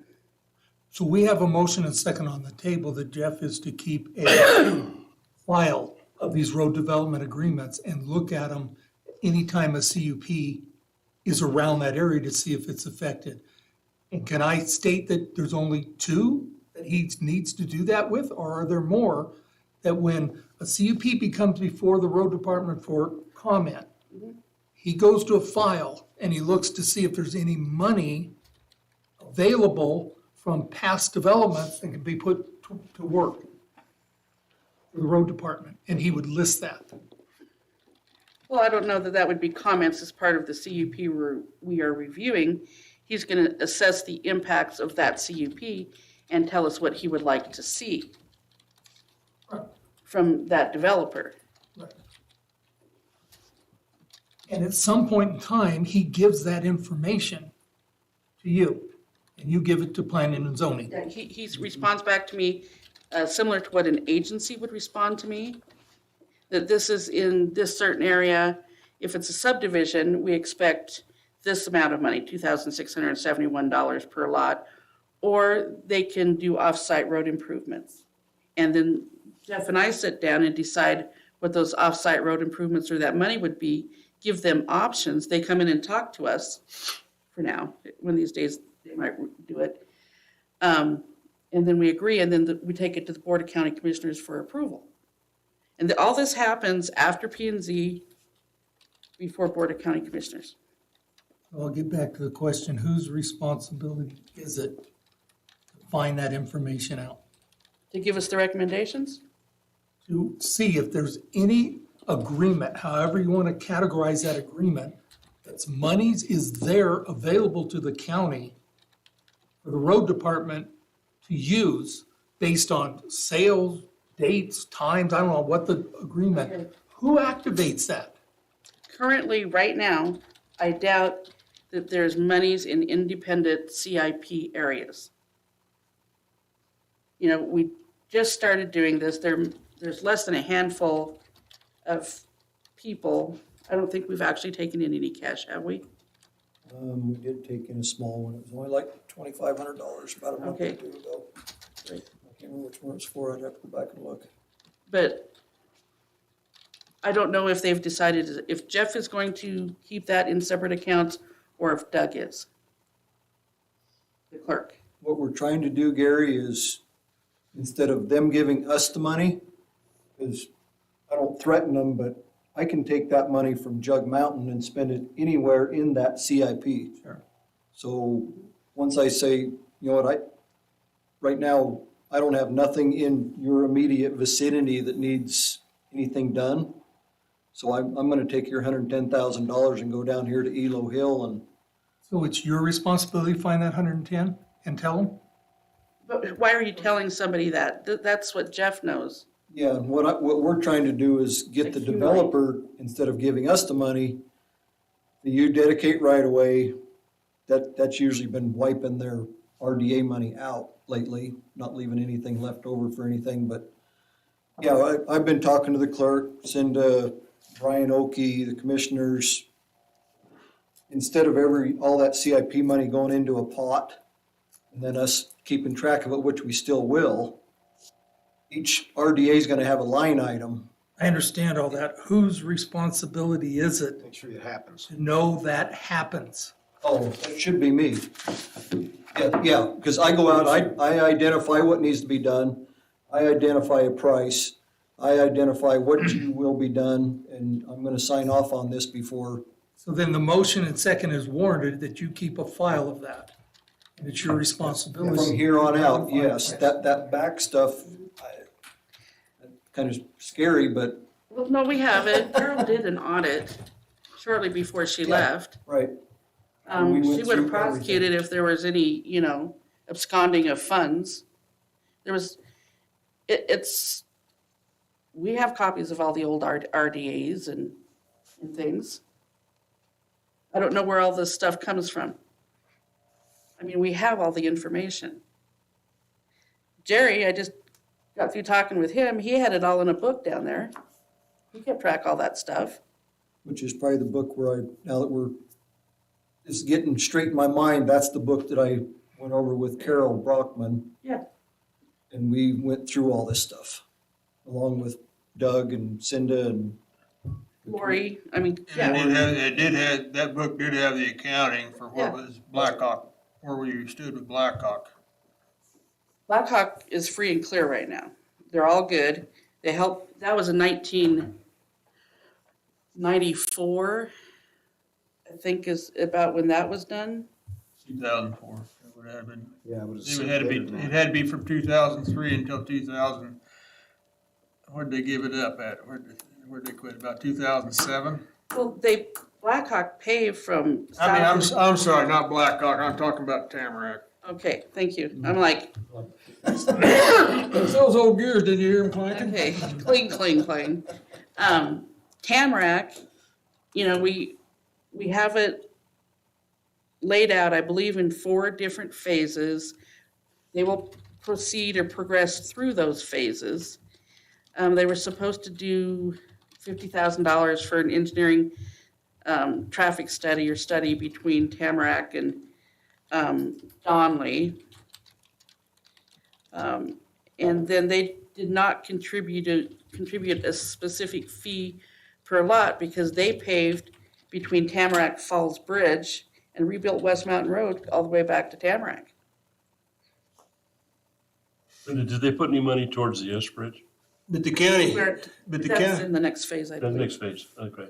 county redid the road from Donley to the end of, the new Roseberry Road. Hawks Bay. Yes, Dobie's, And when they got done with Dobie's that, the Tamarack was a little bit behind at the end, not too far, but a little bit behind, and the way I remember it. So Yeah, I think it did show a negative in that paperwork. I don't have that paperwork, but I think it's what Lori had entered in the computer that her and Jerry were keeping track of income, outcome. but every time we go to the Board of County Commissioners with all these final plats for Tamarack, the Board of County Commissioners are looking at this. Well, They're we talking actually about it. negotiated, I think, correct me if I'm wrong, I get my years lost too. But Tamarack had to come in and build the Quonset Hut low employee housing, and they were gonna build 3 of them, and we said, you could build one, but then before you build the second one, you gotta fix the road from the roundabout south. And they agreed to do that. And they're mitigating dust and, Maybe you gotta go drive out there. Well, I don't know if, are they done with We the, got 2 of them up. they got 2 of them up, no, they only have 1 up. Is it 2? good to know. So, I need to go look again. so Gary, is Well, it we fair need to pull out to, is it those fair to minutes and look state at that it the because- question is, on all these past agreements, is anybody looking at them? If I had 25 acres and I got a CUP to split it in half, and I agreed to do something on the road, Mhm. is who's keeping track of whether I did that if I come back for another request on my other 10 acres to split it to 5s? Me. And is whoever keeping track of it presenting the amount due if it hasn't been paid as part of the presentation to P and Z for their approval? And what I'm saying, except for Jug Mountain and Tamarack, There are no others. there are no others because they have paid their contribution before we record the plat. They were all paid. You can go back and read those. And they had to pay it before it was recorded. But the motion still sticks. He still needs to keep those files and look at them. Yeah, we Lot just less- started doing this. I mean, Jeff's working on tracking it. I'm helping write these things until we get into some sort of pattern, because the whole idea behind the RDAs was consistency. So everybody's treated the same. My question is, and I don't know, is how much money's out there we haven't collected. You resolve that by saying just 2. And I'll believe you on that, but we still don't know what Tamarack hasn't paid. We know what Jug owes. They owe it now. Well, and apparently Cindy has that planned unit development, which I think is a lot different than a subdivision or a CUP, because, you know, you gotta let somebody make a little money before they can move on to the next phase. I think that's important as well, but, I feel like, even though Jeff's fairly new on the supervisor side, I think we have two people that are keeping track of it. If she's saying there's only two, everybody else is paid up, I think they're doing a great job. Yeah, we're working together. Constantly. How long you been supervisor? Feels like about 40 years, 3 years, Not new. 6. 6 years now? Gee, Yeah, it'll be but- Christmas. But we haven't had Oh, any it's development to even keep track of since he's been superintendent. Yeah, I mean, this it just started up- died. Started up again. We're just starting developments again. Okay, just trying to stay. Everybody thinks that we have all this development, but we really don't. Thank you, Cindy. Thank you, Cinda, for coming and Thanks, Cindy. and clearing up to a point. Well, if you have more questions, let me know. Are you ready to sing? Am I on stage now? Yeah, just don't want you to trip on the cord. That probably wouldn't be good. Thanks. Put it in front of me. My agenda shows a break at 20 minutes ago. Can we take 5? We should vote. Vote on the motion. Let's vote. Okay, motion second. All in favor, say aye to the motion. Aye. Aye. Any opposed? Whatever. Motion carried. Okay. We talked about it quite a bit. Yeah. Well, it's good to know that Yes. we're actually in pretty darn good shape, if you ask me. Yeah, we went around the circle, but I think the key thing is that we just gotta keep an eye on this stuff. Right. Whether they're giving us money or right-of-ways. Yeah. I think the right-of-way thing's important. And, yeah, and that's all recorded with all the money and everything. And that's the biggest cost of getting a wider road, Paul, is the right of way, Yep. big time. And getting it to county standards. Not to pick Not on, that big a cost unless you, except for the appraisal. Appraisal costs more than the land does. I know it, it's like, It's terrible. not to pick on Jug individually, but this is the agreement. You know, from a taxpayer's point of view, it's a bad agreement. I know, it's the agreement we have. But before we pass on a new CUP or anything, those funds should be remitted. Not, hey, we're gonna pass a CUP, we're gonna allow you to go do a year's worth of improvements and collect interest on the money that's due to county that we should have available and use eventually when you finally come back to record this second. And you know, the way I'm looking at it, Kirby, is we need to redefine what process is for a CUP, a subdivision, and a PUD. There's different things you gotta go through to do each a different development. I think that's the way to handle that. So to me, I mean, if the only two we have is Jug and Tamarack, I think it would be appropriate for Jeff and Cinda and the commissioners and whoever else you want involved in that, sit down, analyze these, and, you know, make a decision. Do we want, you know, money adjusted for inflation 18 months from now when these lots are delivered? Or do we want the money before we issue CUP for the next phase so that we're able to utilize and move forward with those funds that, according to Gary, was 34 lots ago? And if we're not doing these anymore, great. If we do something like this on a go-forward basis, there's a mechanism in this county, in this building, to keep track of the trade number of lots. Hopefully, we won't do any more like this, but, You know, my sense of it is the county should be collecting these funds to deploy on the roads before, at 130 lot sales, not 164, number one. And number two, before we approve another 16 or whatever that is, even for a CUP to go forward, those funds should be remitted. So I think my heartburn that I have on a lot of this, and Jerry kind of brought it up, is the fact that we charge them whatever it is per lot, as a road development agreement, and that basically covers them giving us their enough ground for right of way. But it doesn't put any money into the road, so the taxpayer's still gonna have to put money into that road to bring it up to standard. And I've always felt like this isn't right. There still should be more money on top of not only what your ground is worth, but there still should be some more money besides that right away. And I think that's something we should discuss with P and Z. Get your guys' ideas on it. I've always said as a developer, it's bottom line. Yeah, It doesn't matter what you ask of me, and it doesn't matter what I'm willing to give. It's what I can before the project is not viable Right. and it goes away. And you shouldn't look, are we asking too much or we're not? If you need to ask what you need to get to protect the taxpayer, that this development doesn't put an undue burden on him. Whatever that figure is, it is. And any good developer won't be upset. He'll look at it and say, I can't do it. And I'll move on to something else. The approach, it sounds like on some levels, El, is that we've been apologizing for being here when we go into these agreements.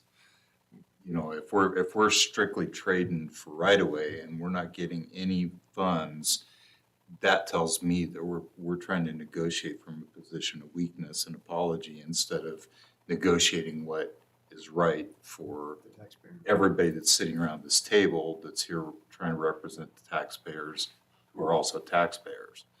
And so maybe it's a mindset issue, I don't know. But, you know, I negotiate with a baseline of what I need in everything I do. And if I don't get it, I don't get it. And then I move on. And that's, you know, to Gary's point, this is all based on entrepreneurial incentive. You either make money and you make your 20% margin over and above cost and risk and all those things in the developer's analysis of a deal. You either do it or you don't. And we need to kind of take that same point of view as we're negotiating these agreements.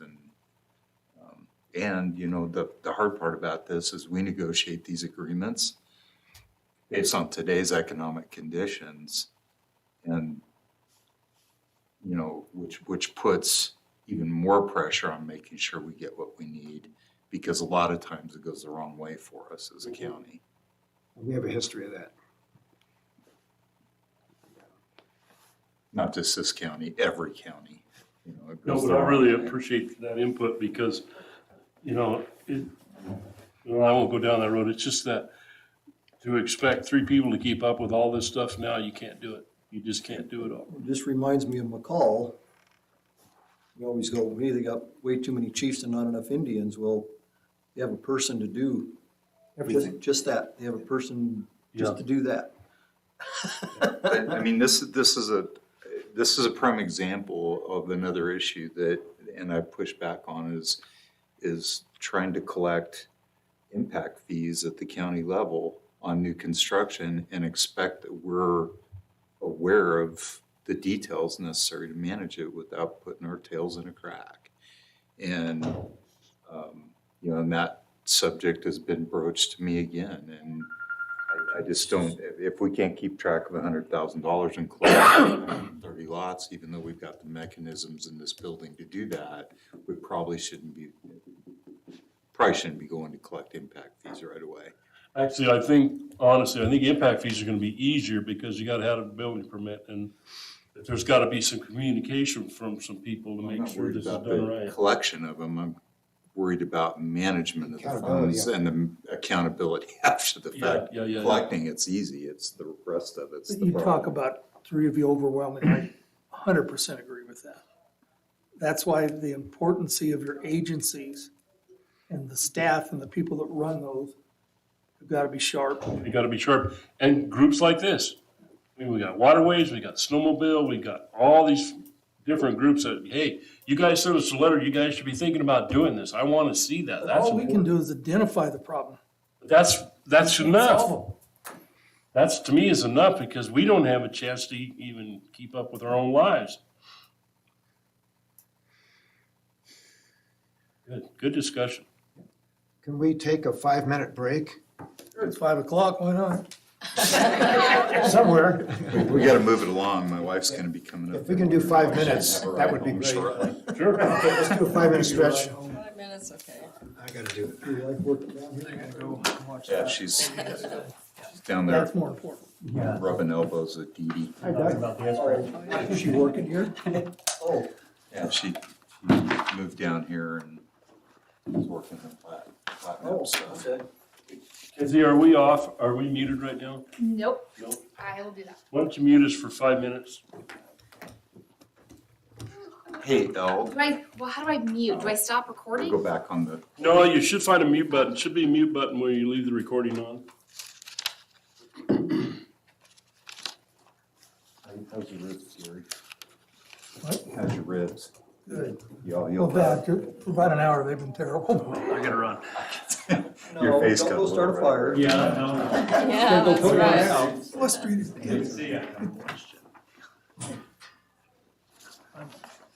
I felt like I was sitting in a. Need some help? Did you do it? Yeah, I need You to know, get my that, shoes grab are- that from Good him. discussion there. Where were you? You know, I was at my grandma's house asleep on the couch. It was like, this answer came at 5. It's kind of, It's just it, only that Nowdale testimony, when he was testimony about that double murder. Did you watch it? I'm on out with these. That guy was Just starting, I mean, he did it, but his answers being, like El said, and it. I'll be able to track what I'm doing.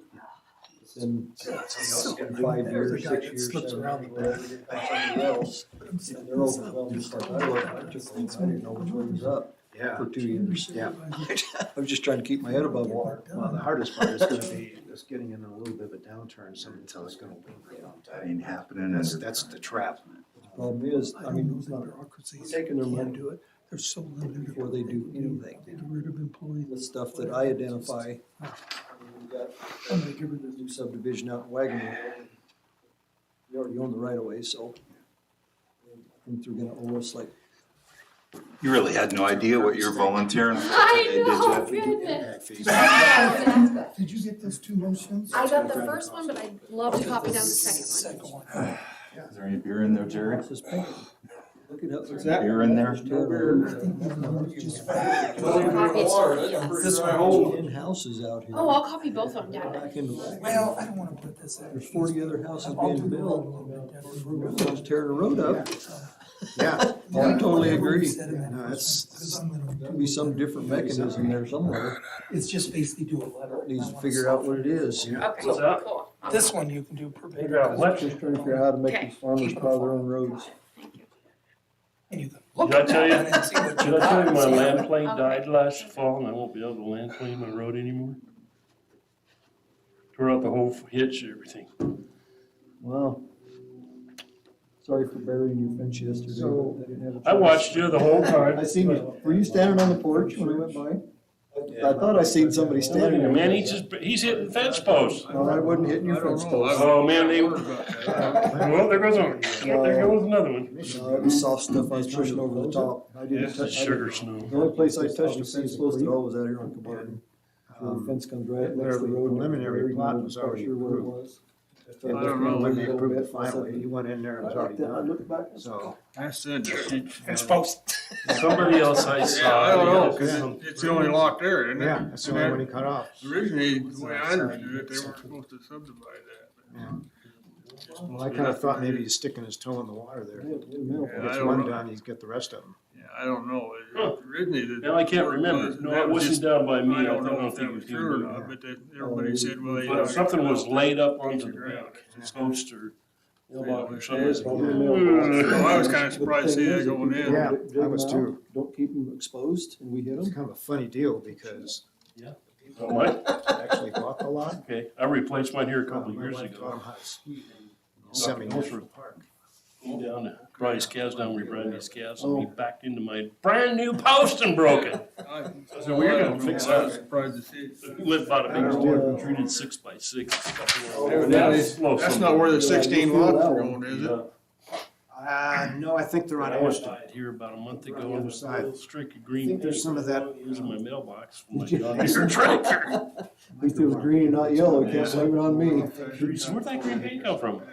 don't know. I think that's what I think they get to it from Ashton. I don't think they can get through it through that little subdivision with. Yeah, I don't know. I don't think they can get. No, there. it doesn't go clear through. Yeah.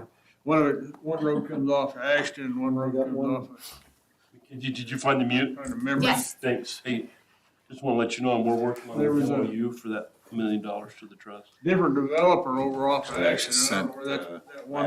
had a chat They're with coming off of that or not. Commissioner Moppin 2 days after that meeting. I can't remember the name of Had a discussion Get about it. started when you come back. And I told her, I said, you know, you guys Oh, yeah. guys made the decision, you know, so if I need to help come up with some sort of a plan so that at least we can at least feel like we're some, I'm still chipping the teeth over the whole thing, but it's not I'm just one guy. Well, you know, you lost the vote, but you have to accept the decision, and so we're trying to make the best of Yeah. it. Yeah, and that's what I told her. Oak, and Oak's gonna do the MOU with it and put it together. That's what I told her, you know, I'm just one guy and just one take on this stuff and Well, I appreciate both you and Gary coming in on that, but went different than I thought it would go. me too. I was a little surprised. Yeah. Yeah, that's what it is. And then I saw something that I'll bring up when we get back on the record that was being proposed Monday. And I'm curious as to see where that lands as it applies to the road department too, so. But as the county sits today, you still need housing for county employees, right? Yep. You've got the land back here somewhere. Yeah, that's what was my idea. We got the land here, let's just build it over here. It was $158,000 for the lot, and I'm going, well, take $158,000 off and build it over here. Didn't go for it. And there's a need. You have a need to house Yeah. tax-paying county employees. It was a And no-brainer. in my servants. opinion. And I really believe So they give it that to the a whole lip nonprofit service that the agency. county employees will get, first right of refusal on these 3 units. It's just that, because I think once you transfer that asset into the private hands, it's definitely, you can't consider it a benefit to employees anymore. As a county-owned asset, it becomes privately held Privately owned. and it falls under fair housing and you can't discriminate against What are you somebody gonna do, that's kick somebody applying for out? housing, Yeah, I agree. based on where they work. right.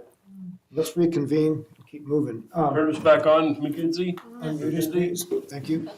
So, before I go to the next agenda, which is the transportation plan, I want to read you something I put together the other day, just to get us thinking a little bit. And it won't take me a couple of minutes to do it. But background, the impact of rapid, somewhat uncontrolled development has taken a tremendous toll on our county roads. Some of this impact is due to heavy truck traffic in and out of newly developed subdivisions, and the other is due to the age and lack of support to perform deferred maintenance such as cracked sealing, chip sealing, prolong the surfaces. Many of the roads were never built to carry the loads currently experienced, which causes them to become narrower as shoulders degrade. Notice the rapid degradation of Highway 55, which is a state highway, on the northbound lane due to heavy loaded trucks versus the southbound lane. Private companies, competition for skilled workers is another issue. Recruitment in rapid developed areas result in lack of skilled areas to work in the public sector due to pay and benefits offered by private companies. Example, road and bridge departments, fire and emergency management. Steve's experience in that, trying to hire people for these fire departments. McCall Fire has several personnel whose residence is 125 miles plus from here. They commute. Cost of materials, equipment, and repair supplies are skyrocketing, causing the project and maintenance costs to rise. If you can't buy a decent-sized truck anymore for $25,000, $40,000 like we used to, yeah, luckily. Stiff competition for road projects, and I think we saw this a couple of years ago. Contractors not willing to bid on public road projects because they are too busy with growing subdivisions and other enterprises. Backcountry, ATV use on natural dirt surface roads is increasing due to state and local advertising to come to explore our area. It's in magazines, it's in snowmobile clubs, it's in all over the Chamber of Commerce and everything. This severely impacts our roads due to speed and sheer numbers, causing multiple times of maintenance per year and grading our roads. Costs of repairing the damage increases, bringing our fines back up on our roads. The permanent and seasonal migration from other states moving here are used to a higher level of service, such as snow relocation, law enforcement, EMS, fire response, and overall road surface conditions. The complaint department, waiting to that. Conclusion, this is more of a comment conclusion. Spring snow melt will review the true condition of our county roads, both hard surface and natural surface.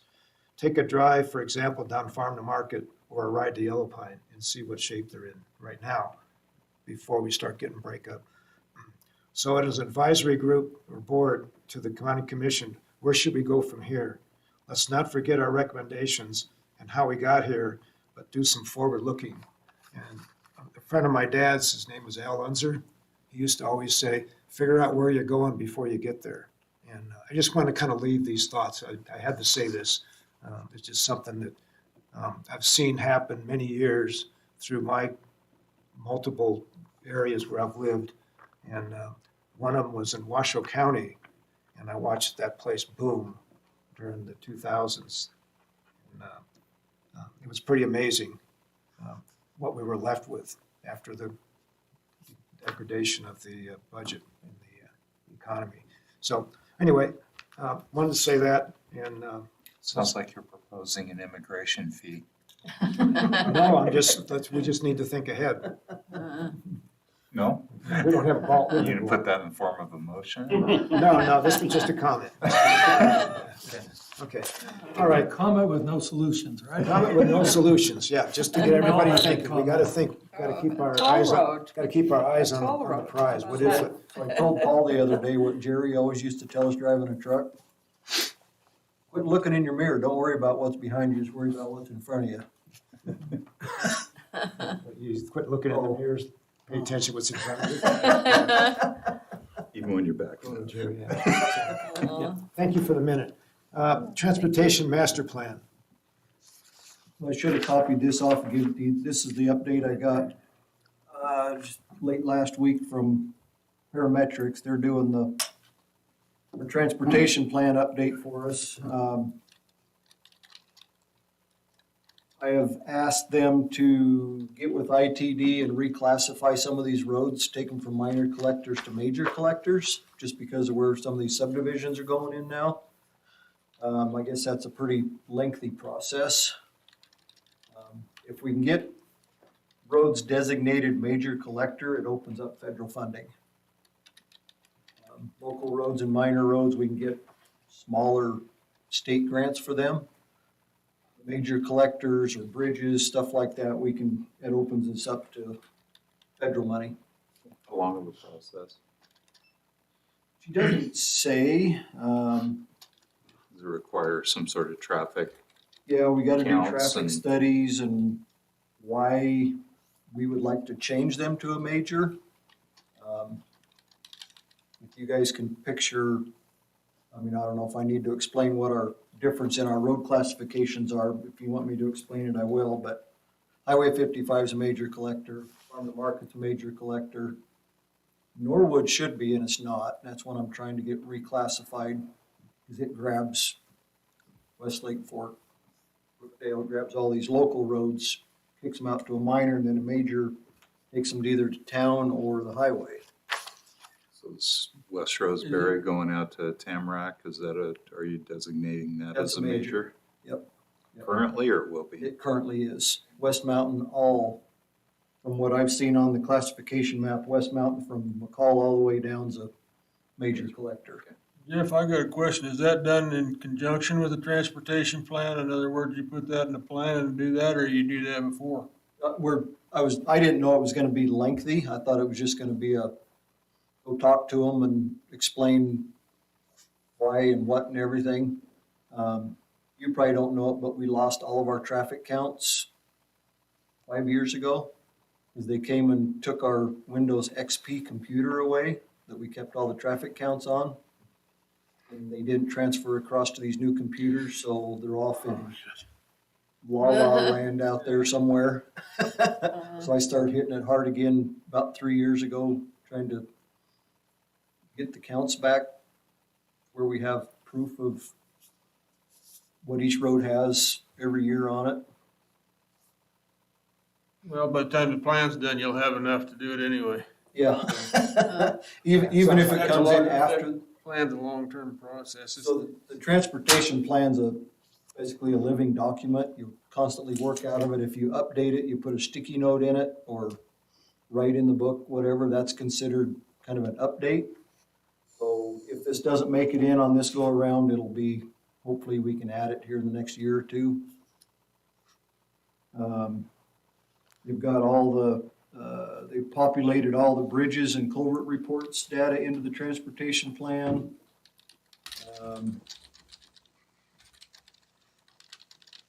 Have they, I don't know, when do we get a look at what they're doing?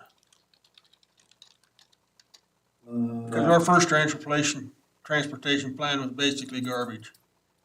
I mean, if you compare it to the ones that were done after ours, it was pretty much just junk. Right, and I've got so many sticky notes in this 2008 one that it's just, they've got lots of updates they're putting in there that I've changed. Because they had a lot of roads that are paved now that weren't paved. Well, I'm going back and comparing them to ones that were done in other counties is what I was basing it on. And if you look at what they did, you know, compared to what was done in the other counties, I mean, it's not much of a transportation. So plan. you were the superintendent when that happened? When the final one came out, it started out, I kept getting, that's how I got crossways with the people in Boise, because it Right. came out, we kept getting a bill, and I didn't know what the bill was for. I asked Gordon, and he says, I don't know what it's for. So I refused to sign off on it, so the commissioners would pay it until I found out what it was for, and that's, you know, when we went to those meetings all the time, and then I started going to their quarterly meetings, and, you know, things changed, but you know, that's how I got crossways with it, because I had no idea what it was. I didn't know anything, we didn't have any communication with the engineering firm that was doing that, pretty much whatsoever. That was Horrocks. Yeah. Yeah, so this is parametrics this time, and this is a weekly update from them. I've been getting weekly updates where they're at. So I'm hoping, they haven't told me yet, but I'm hoping to have a draft from them by the next month or so. And then we'll be able to look at the draft then.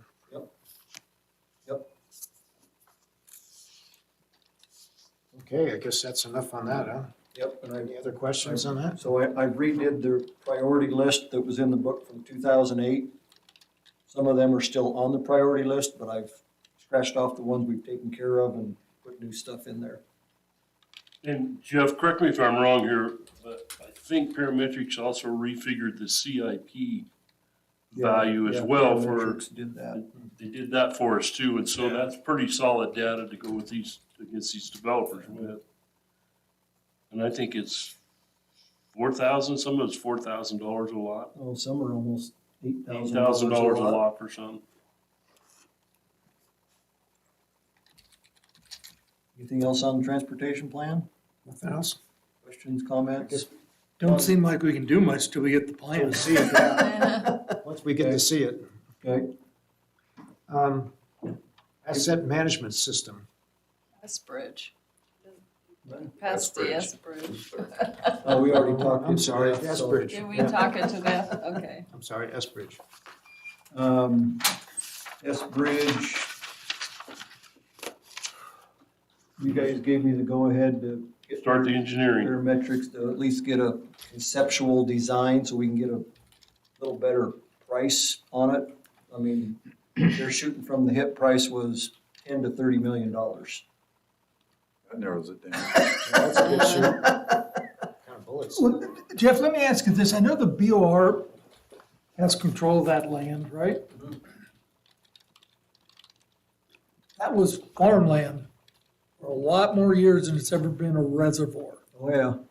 So why do they dictate you have to go from shore to shore with a bridge now? when that's a reservoir and it goes dry half the year right there? I don't understand their reasoning, It's below ordinary high water mark. but it's not a lake. It's a reservoir, yes. It's not a lake. Oh, I know. Yeah, basically any water body, wetland, stuff like that. We're hoping with the new contact we have at BOR, they might think about permitting to put fill in there, kind of like this old style, just filling it full of basalt and putting a 200-foot long bridge in there instead of a 1,600-foot long bridge. Was there any way to go around to his boss? Would it be our congressmen, our senators, or whatever to get this definition? Good question. I don't have an answer to, but probably, is that something Fulcher deals with? Or I don't know who's our representative now that Terry's not in? That would probably be who we'd start with, wouldn't it? That's state, I think this is That's a bureau. that's state level, so Oh, it'd be okay. yours. High enough up the It's food federal. chain. Yeah, that's federal, and I don't, you would think folks would be involved in natural resources coming from this part of the country, but it seems like a lot of the natural resources representation is from, East, well, the coasts. left and right, yeah. Because I mean, Lake Fork Creek Left during, and left. before the reservoir starts filling, Lake Fork Creek's only 40 feet wide. They've got bridges in Florida, they run it, they don't have it over the whole thing. Now, maybe they were built before they come up with that rule, I don't know, but I know we went across some here a couple weeks ago. You'd run along kind of a jetty for a long way, and then they'd have a bridge, Oh, and you're back on a jetty. that's the way to do it. That's the cheap way to do it.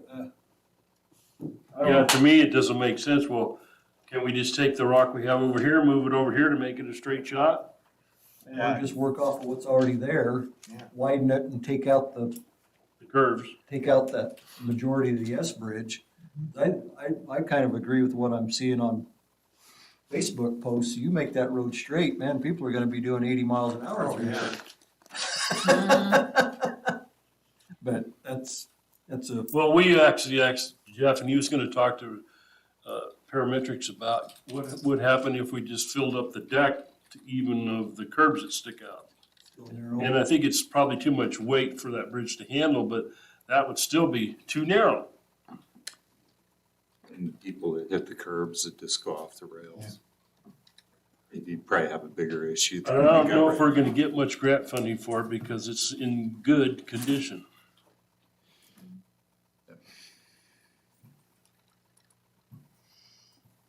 I can make it. Never mind, I can't say that, we're being Think that recorded. those are not gonna.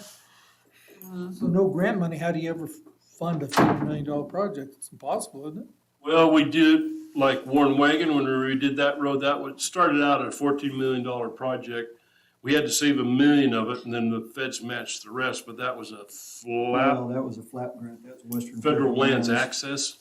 And they ended up, I think it was, ended up being 12 million Yeah, it was a total. little under 12, I think. So we saved 250,000 for 4 years until we had enough and to get the match, and then we pulled the trigger on it. So it is feasible to do it. Well, He's getting a grant on that, I mean, Jerry might have a thought on this. I think we might be able to do a flap grant on that. I think I've talked to Kinsey about this. Because that is, did I talk to you about this?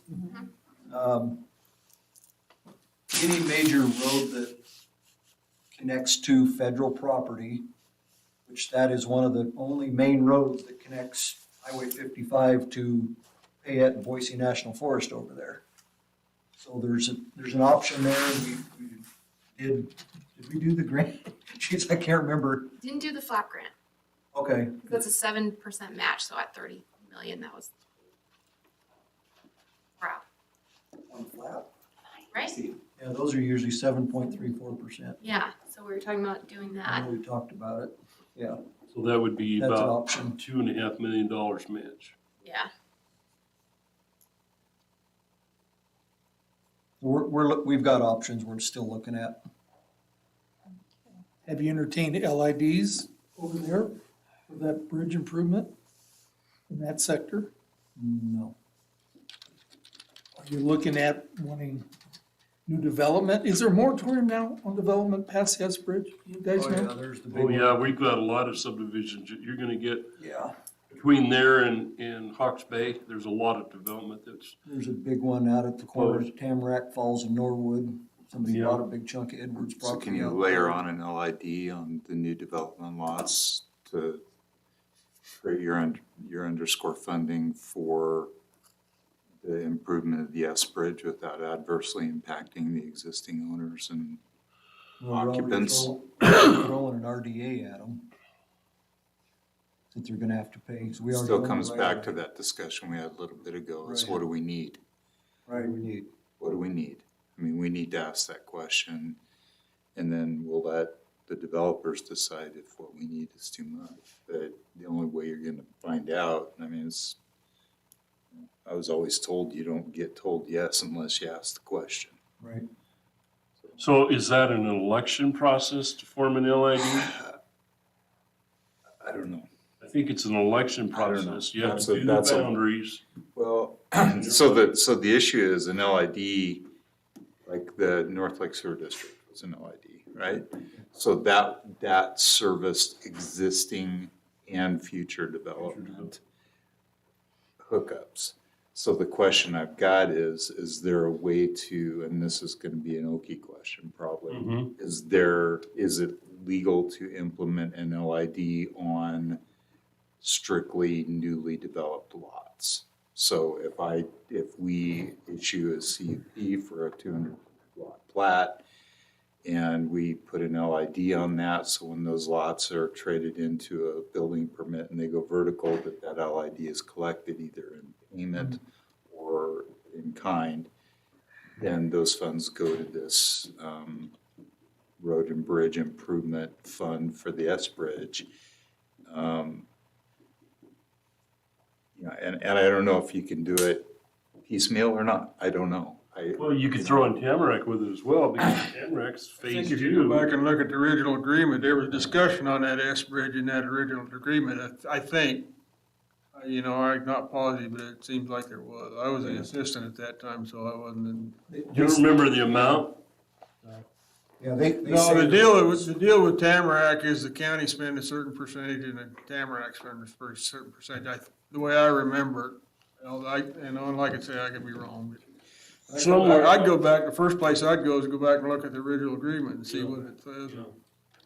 it's somewhere, I don't know if I've read it or seen it or heard it, but maybe it was from Tamarack. They thought that they had to throw in around $1.2 million towards the S Bridge. Yeah, and that was 20 years ago. But if we got a flop grant and then they throw in $1.2 million and the county can come up with some more to match the match, Match. that might fly that way, but like Jeff said, then we're gonna have the issue of everybody's driving 80 miles an hour through there. Give our sheriff's deputies something to The do. way it is. That's how we end up paying for the match. I think it's more important to go out and get that 90-degree corner out at the end of Roseberry than it is to worry about the S Bridge, because the S Bridge, I mean, it's gonna be down the road 20 years anyway, I think, but Yeah. And it slows people down. It's actually working pretty good. another thing you need to look at is getting right away around Pale Lake. So you can build a decent road around there. On the east side, Yeah. We got a nice new bridge at the north end. are they about done with that? No, they put it on hold till, I think I got a meeting next week with Okay. them. And get it back on schedule again. But that all goes in the What's plan, going on? in your transportation Transportation plan. Yeah. Never We mind. as a group here can't do. It's not on the agenda. We gotta go there, huh? Yes, No, we just discuss it. And the reason I brought it up is I saw it in the Boise Daily and I saw it on the news one night or something like that, and I figured, let's just have a discussion on it so we all know what's going on. It's pretty good the Status way it is, is. yeah. It's- You can still go down and fish off the bank. Nice and slow ahead. Okay, one more, asset management, inventory and maintenance. That's actually starting to pay off, starting to come to fruition. Fruition. So the girl we had that started it, she got it going, quit. Married a new girl, trained her, she quit. Oh, geez. So now we're on our third one and she's actually starting to hit a home run. We're just now starting to put the little box with the squigglies, QR code on different things, so Pete's starting to use the tablets and it's coming around. Can we add to the discussion of assets for the road department? Because this is where I have questions. As I understand it, the commissioners were making a decision Monday on initiating architect work for a new building. Did you approve it? Nope. We have to have it engineered first. And there's different, there's like you have to have the exhaust engineered and, oh But God. that's what an architect does. So So that, then we give those plans to R&M and it's steel, and then they rebid the building. And the reason why I brought that up, pushed it, is because we have another, from the same company, a building going over in recycling to cover the recycling facility. And that, last year, that building was over 300,000. Since then, the prices have come down to about 150,000. Wow. And so we're trying to lock in this lower price right now because R&M still is starting to get hungry. So I want to get it done and get it engineered so that we get it to them and get a bid. So what do we, You talking about a new county shop? Mm-hmm. It's So- 100 by You 150. know, all we did when we built Lake Fork is we did it, we drew up a floor plan. I did it with a ruler and some lined paper. That's what Jeff did. Gave it to two or three companies for a design engineer. And we didn't pay any engineer fees. You didn't have to do an exhaust engineering, electrical, all that We stuff. didn't do anything like that. I had to put the exhaust. And all we did is build a shell. All we asked for was a shell, and then we went in and took the crew and insulated it and did the rest of it. And I kind of think that's how this one's gonna go. But we got to get them out of Cascade because we got such a demand on the fairgrounds that people want to do something there as well. And this is all going to be ARPA funds. It's not going to be taxpayer funds. Well, it's taxpayer funds. But that's, and the reason why I kicked it up is because, as you know, a couple of weeks ago, we committed $1 million to a housing trust. And I'm just worried that we're gonna keep getting more of that if we don't get some of this other stuff that, we've been talking about this for a long, long time. My concern at the shop they're in now is I'm afraid, for one thing, they've outgrown it. It's in really bad shape. And it's an eyesore for the city of Cascade. And where's the new shop going? so Go ahead. let me finish my question. Sorry. Because I think our questions are going to be a lot the same. Why are we going and building a new shop south of Cascade when we have a building that we've already paid for and funded up at Lake Fork instead of moving these guys up here? And that's the reason I asked about the location of the pit at Donley. We're crushing material at Donley. We got a building already built in Mid Valley, so the equipment's gonna have less miles going north-south if you're centralized, with the exception of the guys getting to work. And if we need a building down here to park a piece of equipment, let's build a basic lean-to building or something to park a piece of equipment and not recreate something we've already paid to build that's in a centralized location and probably ultimately closer to that crush material that Jeff's done at Donley than South Cascade down here. So why are we doing this? Well, the main reason. Other than we got ARPA money sitting around. The main reason, honestly, Kirby, is actually Cascade is better located for access to the backcountry. If you look at the access to the backcountry, you'd have to go clear up to Wet Creek to get to it. And as you guys know, in the wintertime, that would be impossible. So, and if you look at where most of the roads are located in the county, Cascade is actually pretty much the center of it. Okay. So we take what to the backcountry? A grader? Dump truck? What else we running back there, Jeff? Truck, rock rake, Okay. campers. So we can't park that at the facility down here that we already have without building a fancy building and then run the rest of the department out of Lake Fork?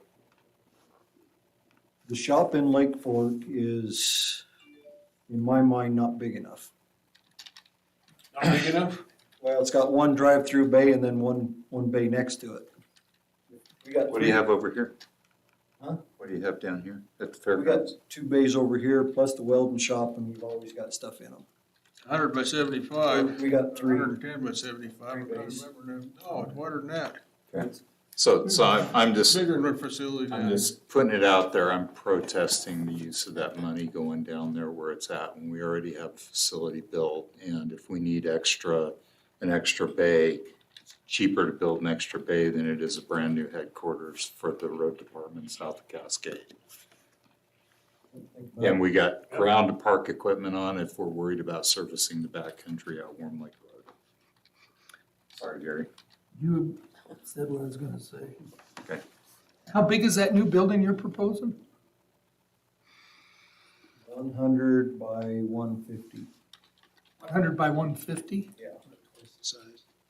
One side is It'll have the 5 weld shop, the other side's the office. Well, no, the shop's gonna be a different building. I can't And just on the record, I agree that we need to be doing something about the fairgrounds situation, the stuff that you and your guys go through every year to accommodate the fair and the rodeo and all that stuff. It just doesn't make a ton of sense long-term for the county. So I'm not complaining about the concept of making a move. I do feel like we're proposing something that is not in keeping with conservative benefits simply because we have taxpayer money sitting at the county that we have to identify a use for. A lot of it's gonna depend on what this You company that you guys hired figure out our whole facility issue, courthouse, sheriff's office, road department, everything. We got a relatively new facility sitting in Lake Fork, and you got a building that we're sitting in right now that was built when? Part of it was 1917 and Okay. the other part was And 2004. I'm reasonably confident that there's some pretty significant issues with this building that we should probably be paying attention to for the long run. And we can build another bay to take care of equipment if we need to for a lot less. know, I can It's understand. just what my, you're saying, just Kirk. my opinion. And I appreciate the input, but the issue really honestly is we've got an asset with the fairgrounds that we cannot develop or use. And we're missing out on a lot of opportunities there. The facilities down there, most of them are worn out, they're shot, they're done.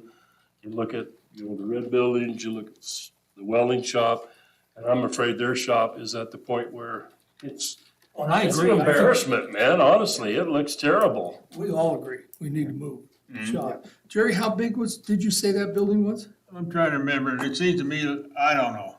Yeah, I'm not sure how wide it is. It's bigger, it's 75 or bigger, I'm not I think sure. it's bigger. And it's 100 or 110 long. You think it's at least 75 wide or? I think that it's at two least bays. 75 at the minimum. It's 2 bays and an office side. The bay doors are 14 wide. They're 14 or 16, Jeff. They're 16, aren't they? 16 for a grader. I think they're 14s because we had to I replace. think they're 16. Are they 16? If you go down those grader sheds, there's 16 down there in the grader sheds because everybody kept knocking the posts down without a bid, and the truck sheds are 14. down. Gotta drive down there and look at all the broken posts. Well, God. they didn't call me Cujo for nothing. And is that all two-story or just portion of it? It's 35 foot to the peak, Terry, and it doesn't have any, I mean, we've got 2-story on the office portion of it, yeah. Was it The 80? offices are pretty big up there, I mean, So to say it's too small, we're getting Is it, close to the 22,000 square foot you're proposing building. Yeah. To this building, it's the same Well- size. Yeah, I mean, it's, this one big building that I'm proposing is gonna have the weld shop on the end, in its own bay instead of a separate building. And we could do one up there, customize it. Oh, yeah. Well, I think there's some issues with the floor up there. I know I've talked to the mechanics and there's 4 drains and the floor slopes to each drain. And so when you get underneath on a creeper, you roll right to the drain every time. So the concrete wasn't done correctly up there either, was it? You mean in Lake Fork? Mhm. It's just that way on one side. But I mean, as far as mechanic stuff, I don't know if that's a big issue, but that's the stuff I've heard back. I don't think it'd be any different what they're in, but So come in and skim concrete to level it up. you Yeah, I can't don't build, know. and the other thing is, you can't build a shop that big without having drains in it. I mean, because you pull stuff in there in the wintertime. That Lake Fork shop, the old one, the Quonset hut, it had that much ice when it froze up in there, it didn't thaw out all winter. I know, I remember that. So it had a barrel still this big around. Yeah. Well, El, could we conclude that, I mean, is the commissioner's mind just made up, it's going Mine is. south and to not? We've already got the turn lane built off the highway, everything is, there are weed departments there. It's not that much further out of town than here. The only concern I have, honestly, is it's gonna be tougher to take our sheriff's cars down there to get their oil changed or tires or whatever, instead of being right here close handy, they're gonna have to go a little further. That's gonna be kind of a challenge, but So is this a moot point, or all three commissioners made their I mind? don't know. I don't know.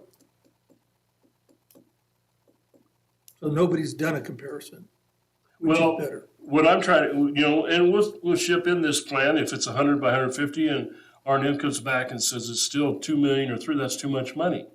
So we may have to downsize the facility to get it done, but I just know the city of Cascade wants it gone because it's an eyesore. Yeah, that's not an issue. We And gotta I'm get not rid of proud of it. Nobody should be Clean it proud up, of plant some trees. Plant some trees underneath the power line. I don't know if you noticed, Idaho Power took out a bunch of those trees last fall along the highway side. Well, most of them were dead and had. Dead from the those salt. dead ones right there. Yeah.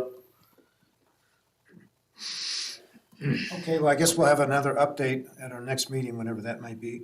I'd like to talk about the backcountry for a quick minute, the maintenance in the backcountry, since, Oh, you know, you spent. well, yeah, I kind of wish that you'd send a patrol down the South Fork once in a while, like you did last year. We have twice. Oh, you We've have been down to twice. Poverty twice. Oh, to Poverty? Yeah, that's Okay. kind of where the snow stops. Okay, and we just got spoiled with Buck because he had a grader to Mhm. plow, and we've got this itty bitty truck that bounces around, and so you've got bumps and lumps Yeah. and everything in the road. I've just talked to Cecil this morning and we'll probably send a grader back there here in a couple of weeks. Warms up a little bit so we can peel that snow floor off. Okay, all the way in, or? We'll probably go all the way in. Oh, that'd be nice, yeah.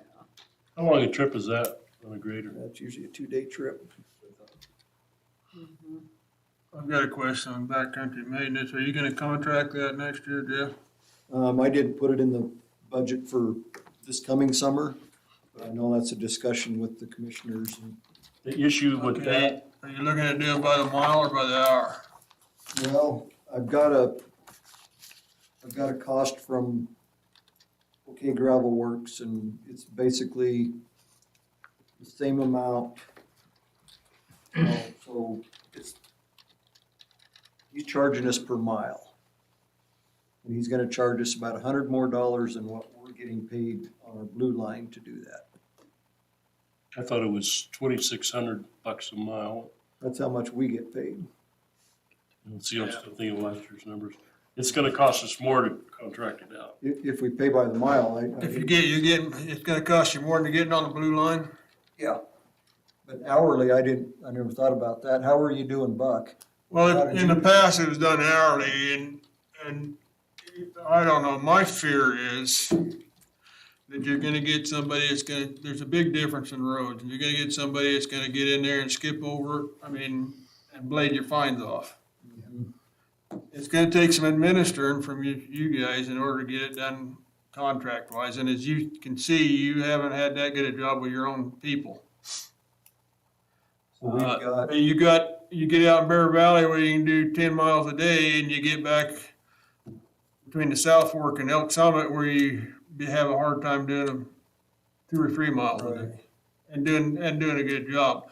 Some of that in the last few years, you've lost a lot of your fines off those roads already, and they need to be brought back up.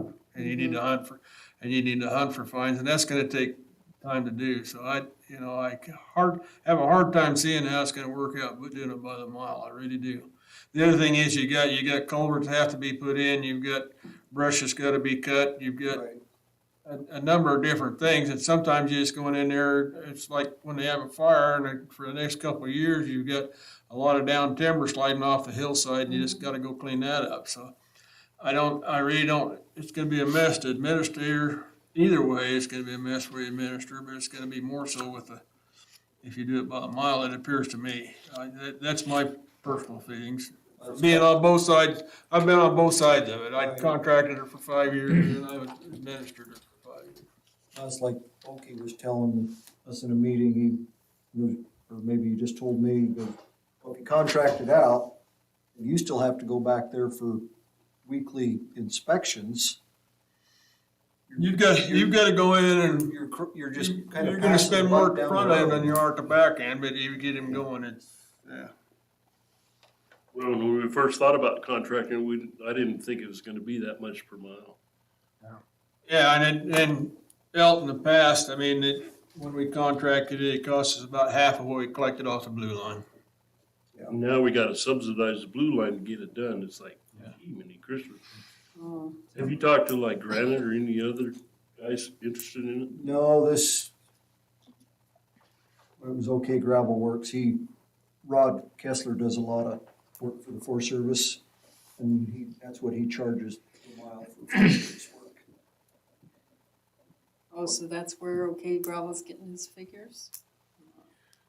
So last year, one of the big issues that Loren brought up, and having gone back in there, I agree, is that Johnson Creek Road, getting a grader down it more regularly. Got down there 3 times last summer. And that was kind of what I thought we were discussing on the level of really focusing on contracting so that we could keep that maybe in a little bit better shape than we have in the past. Maybe Johnson Creek, So maybe just Johnson Creek only, but I don't know. I mean, it's something to think about because it seems like the road from Warm Lake and the road from Johnson Creek down to Yellow Pine get the bulk, and then the one coming, I don't even know who drives Lake Creek over there anymore. Last time I did it, she does. last time I went over Lake Creek to Yellow Pine, I lost a muffler off the bottom of my I Jeep know, Wrangler, I've so- lost all the parts off my like car. Yeah, I just was like. Well, that. but there are still a lot of people who come up the South Fork, so you've gotta stay Yeah. up with the East Fork, and if you're just gonna let it go, because it's just getting worse, more washboarding, more potholes. You need to take the dirt from the side of the road and get it back in the middle, clear out because if you don't clear out the ditches, the water is going to run over the roads, and that goes for We Lick clean the Creek and ditches all every of spring. well, anyway, East Fork. and then plus, the fish people really aren't gonna like that you're pouring the dirt into the river when you should be scooping it back up and putting it Yeah. on the road, Yep. know? Okay. Our main problem, I mean, that material that me and Jerry put on that road back there is just top notch, and we used to be able to just go in and pull the ditches, Mm-hmm, mix it in with the road and kick the rocks off the side, whatever. right. We gotta go bunch the ditches now and haul them out, and then we get this little sand slide from a fire or something, and it goes Right. out there and contaminates it, that's That's about true. where Sands 80 don't that's help. about where 80% of our potholes are, is where that material's contaminated. Is that right? Guys, can I bring up something right here? Running a grader down Johnson Creek 3 times from Landmark to Yellow Pine is one thing. Just dragging that blade down, high topping it, isn't grading that road. Pulling the ditches in, isn't grading that road or the East Fork or maintaining it or taking care of it. You're just running a piece of equipment down it. That's not taking care of the So we road. pull the ditch once. We pull the ditch in the spring, that's the only time we pull it, unless there's a problem, we have to pull You it. haul a rock rake in there and don't even use it. That's how much you're pulling.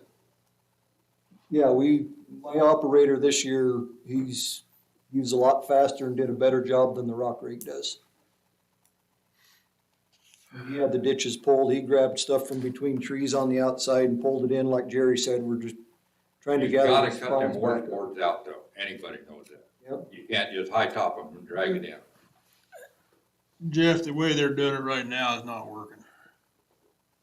I thought Rob did a pretty good They job got, this and that year. rock rake, when they run that rock rake, they're going too fast. You cannot go with that rock rake very fast. 5 mile an hour maximum. I'm wondering if we should think about maybe splitting it up, and maybe the county keeps like Johnson Creek and I don't know what roads, and then maybe bidding out the rest of it and see what would happen. Once again, like Jerry said, I've, to get somebody in there to do it right, because I mean, the Forest Service goes in and looks at our roads, and if we leave any berm on the outside, or if we're kicking anything over the side, I hear about it. You know, Well, the county's obviously not doing it right with these complaints. So if How do we do a it? private guy will do it for close to the contracted blue line, why don't you try and do an annual and see if it, wouldn't that be just one time? What? The private guy, is he gonna do it 3 That's times? one time. That's one time. That's the One issue time that I I have, is we're doing it 3 times for less money. He's doing it 1 time for more money. What It's do just they grading. want, a mile? Yeah, it was like $100 more.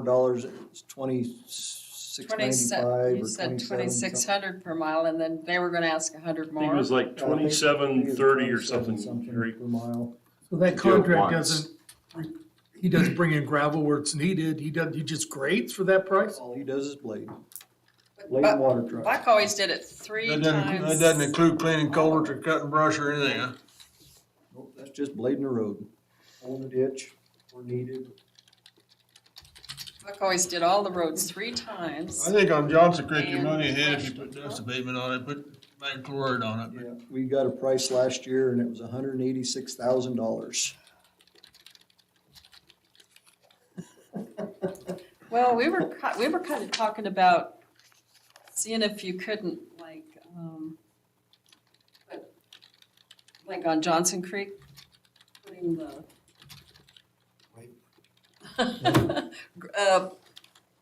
Magnesium chloride? huh? Magnesium chloride?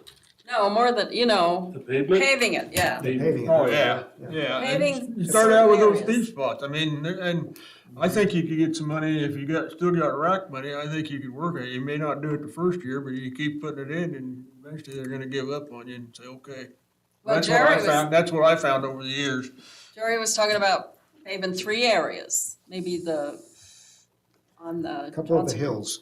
On the Those hills. hills. From Just Ditch do some Creek, of the hills. from Ditch Creek to Halfway Creek, from Coffee Creek to, Rustican Creek and then coming up out of coming up toward Sheep Creek. That Trout Creek up in there. Those Well, three and hills. this really affects, the long-term issue that we have is that we just don't have enough help. I'm not saying that that's a good thing or a bad thing, but we've tried to figure out, like we did last year, contracting out all these different paving jobs, because we know that he doesn't have enough staff, enough people, enough help to do it. So do we go deep and get him another 8 or 10 guys so we can do these functions and still get work done out here, or do we stay slim and trim and keep contracting out? These are the issues that we talked about until we're blue in the face. It's not gonna get any better, is my guess. If you can No. hire 2 or 3 guys in the summertime and then do contract hauling, and the county do a lot of stuff that way with the contract haulers, it works pretty good out. We can't even find CDL guys anymore, Jerry. Jeff, is this building you're looking at building down south here, is it all on one level? Yep. And how big is the total footprint? How many square feet? 15,000. 15,000. All right. I'll see if I can find you a So- picture. So what kind of services are down there? You got a well? Where do you get your water for There's this a well building? down there that we punched in for the weed department. What's the water table like down there? Can you put a large septic system in there? Well, we had to put an elevated, it's not elevated. Raised bed. Yeah, we had to put a pump in the weed department to pump it Okay. up in elevation. Can you get some sort of sewage removal don't septic know. system down We there. don't know. So one of the things, if you're gonna go, if the county is insistent on building this building down there, whether I agree with it or not, doesn't matter. Or But they I'm need a listening, building, I'm that's- listening to issues that we've already circled around and probably doesn't matter, but my question is, why don't we take that same facility and go 2-story and we have 15,000 square feet and we build 6 apartments on second level and, Oh, for employees? and use it as a benefit for workforce housing? I mean, if you're gonna build the thing, That's an interesting point. It'd have to be I road mean- department employees only, because I don't think anybody else would like to hear backup beepers at 1 o'clock. you know, that's, you know what, I listen to your backup beepers at my house at 1 friend, and you haven't got Yes. shot at yet. I figure if we're awake, everybody So- should be awake. So, ultimately, I mean, you know, not everything is gonna be perfect in anybody's world, but as I, if we're gonna build the foundation and we're gonna go vertical, and the same conversation I hear over and over and over again is we can't hire people because they can't afford to live here, then, and you know, we've had the conversation, I'm not supportive of using taxpayer money for these things, but, it's something to think about. Yeah, I think that's certainly something to think about. You know, my concern is being if legitimately you can have residences above a shop, because you're gonna have exhaust, you're gonna have welding fumes and all that. I don't know if legally you can do it, but it's certainly something to look into. Well, if you hadn't gave the $1 million away, you could have built them right back here. I didn't give it away. I just wanted that to go on the record. Thanks a lot. Well, good discussion. I appreciate everybody coming out. One of the things I wanted to talk about is how often do we want to have these meetings? Every quarter? Every other month? We were doing it every month and we decided that was enough, more than enough. Any comments about when you need us to? All I could say is I appreciate your guys' advice and help, because as I said earlier, it's way too much for the three of us to try and keep it all corralled and do it all. It's impossible. And with all the other stuff that we're involved in, you know, I would assume if Jeff gets the master transportation plan, that would be a good time to meet. Okay. Something like that, but I don't know if we need to meet every month. No, I don't think so. Maybe every other month or something. Quarterly, unless Quarterly could work unless something comes up that we do need to get together. We can plan it. Does that work? No. So the quarter would be, let's just call this one the end of March, since it's the beginning of March. So April, May, June, sometime in June, would that be a good time to shoot Okay. for? Sounds good. March. Early June? Yeah, then if you wanna Yeah. kind And of then we'll get, Sometime in then we'll get June. it back on a quarterly. Yeah, point. that'd work. It's done with my letters I sent then I'll out, I have a guess. spring update for you on where we're at. Spring Okay. update. Keep picking away at the seasonal requirements. You're gonna send that, so Gary's Okay. gonna send us a letter. Right. Can we agree as a group that we'll review that letter, send responses back, land on a finalized letter Actually, 2 letters. or 2 letters, and then You could just send vote email. Vote via email, okay. authorized to We could send, do so that. that we're not And I doing encourage your discussion. comments. You know, I do encourage them to. Oh, okay. Sounds good. All right. And you're a good writer. Bill. Okay, so what we'll do is Gary will send out a draft. We'll all comment on the draft. He'll put out a final draft. We'll take one last look at it. Okay. Give him a Send it to thumbs commission. up and then, all in favor kind of thing, so. On the email. And then we'll get it back to me and then I'll forward it off to you. Would that work? Sure, sure. And I want to add something to the conversation that I think this is the first winter that I can remember quite a long time that I think the road department's done a great job. I'm really liking the grader versus the truck with the sweep plow on the front. I think the graders do a much better job. Not sure about efficiency yet as far as fuel and all that stuff, but Jeff's been grading roads for all winter long himself. You guys know the issues along with everybody else. We can't get staff, we can't get people. We've raised the salary as much as we can afford, and it's still not happening. So it's a struggle right now. And really, I think a recession might help our problem, because it's gonna bring down values and bring down costs, and maybe people will finally decide to go back to work, but. It's the tough experience one. level, just like me and Jerry talked about before, it's the experience level of people coming to the road department's just not the retired loggers or the retired mill workers, it's. Well, you know, Jeff, I called you and commented Yeah. on the winter roads, that you I were did too. doing a much wider job, cutting the excess snow off. I even saw a little bit of patchwork of asphalt. We've been patching pretty much all winter whenever we get a chance. But you have to look at the overall priority list and where you're failing. Right. We have to address that. Well- It's our recommendation that you address it. Right. And I want to ask Jerry too, when you're in your, I guess your prime, how many folks worked at the road department? Because I've heard 28. That wasn't all road department, I don't think. It could have been 23, I think that's what. 23. But that was mechanics and Sticks in my head. welder and stuff, it seems like. And what do we have now? We had, when I started out, we contracted some roads and stuff, and I cut that out, I kept trying to cut budget. It ended up on a regular snow day, it took about 9 hours to plow, where opposed to after we cut these contractors, it took 8 before. I had guys though, and I don't see this happening, maybe it is on the south end, but on the north end, but my guys all were able to sweep one side, wing the other side, and then vice versa when they came back the next time, and they were, I don't recall any of them that couldn't run a V, and I have not seen a V on a road grader for quite a time, and I know they've got some banks this year that they could certainly use Vs on. And again, this goes back to supervision. Somebody's got to teach those guys how to do that.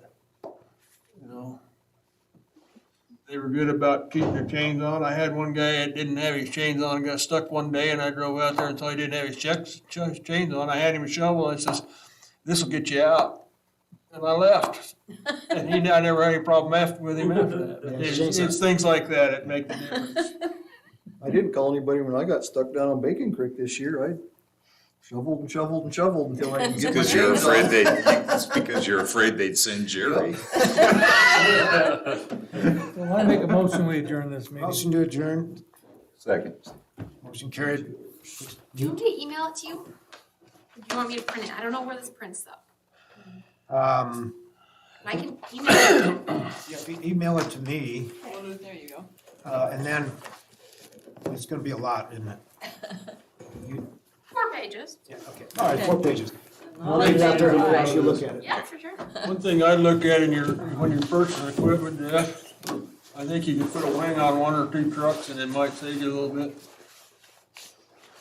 I know you're gonna get a lot of squawking about it, but, I mean, it made a big difference with those front end loaders having a wing on. Yeah. So I'm trying to. Yeah. Somebody to put a fire station in Lakewood. Do you know his email? Mine worked pretty good off Do you that know his road. email? The state's On doing smooth roads they do. Oh, Talk to Brian and see how many wings they Right ripped off the in cuff. 5 years. I talked to Harry about it. Oh, it's your. Getting better. I don't even wanna talk about it. At one point they had, Kerry was. So these guys are gonna draft a letter for Russ Fulcher, Place for a truck up there. ask for input. We need a squad. What Paul's, Yeah, our 2 cents worth of that. We pay him. she needs Paul's email address. Insurance. We're at fire class 9. No depth on Big Creek this year. 6 Was it foot. I'll let you average? know how my meeting goes next I didn't week. think so, but I still want to congratulate you on not losing Sitting on the county-wide the advisory. road to Warm Lake. Those guys now. Ed has done an awesome job. Every year he gets a little bit better and a little bit braver. I've noticed that. It was a big jump this year, and I didn't think it was average snow depth, but the road still, the guy needs congratulations. He's done good for the amount of snow we've had, and the thing is, it's been dry, fluffy. Yeah, you can't wing Had it. a grader up there a lot, but you can't wing that inside bend, it all falls right back. Gotta get something 20 degrees below zero. You have some time for coffee or or something. Good seeing you. Glad you're doing well. Thanks, Kirby. Looking forward to getting in to have some. Al, I'd like to thank you You bet. Yeah, for, it's terrible. and get the word to the other two commissioners. I'm thanking you. And there's quite a few other, I'm not gonna say speak for everybody in Yellow Pine, but there's quite a few other people up there that I sent the link to your meeting with, for the DEQ water grant, to the ones that are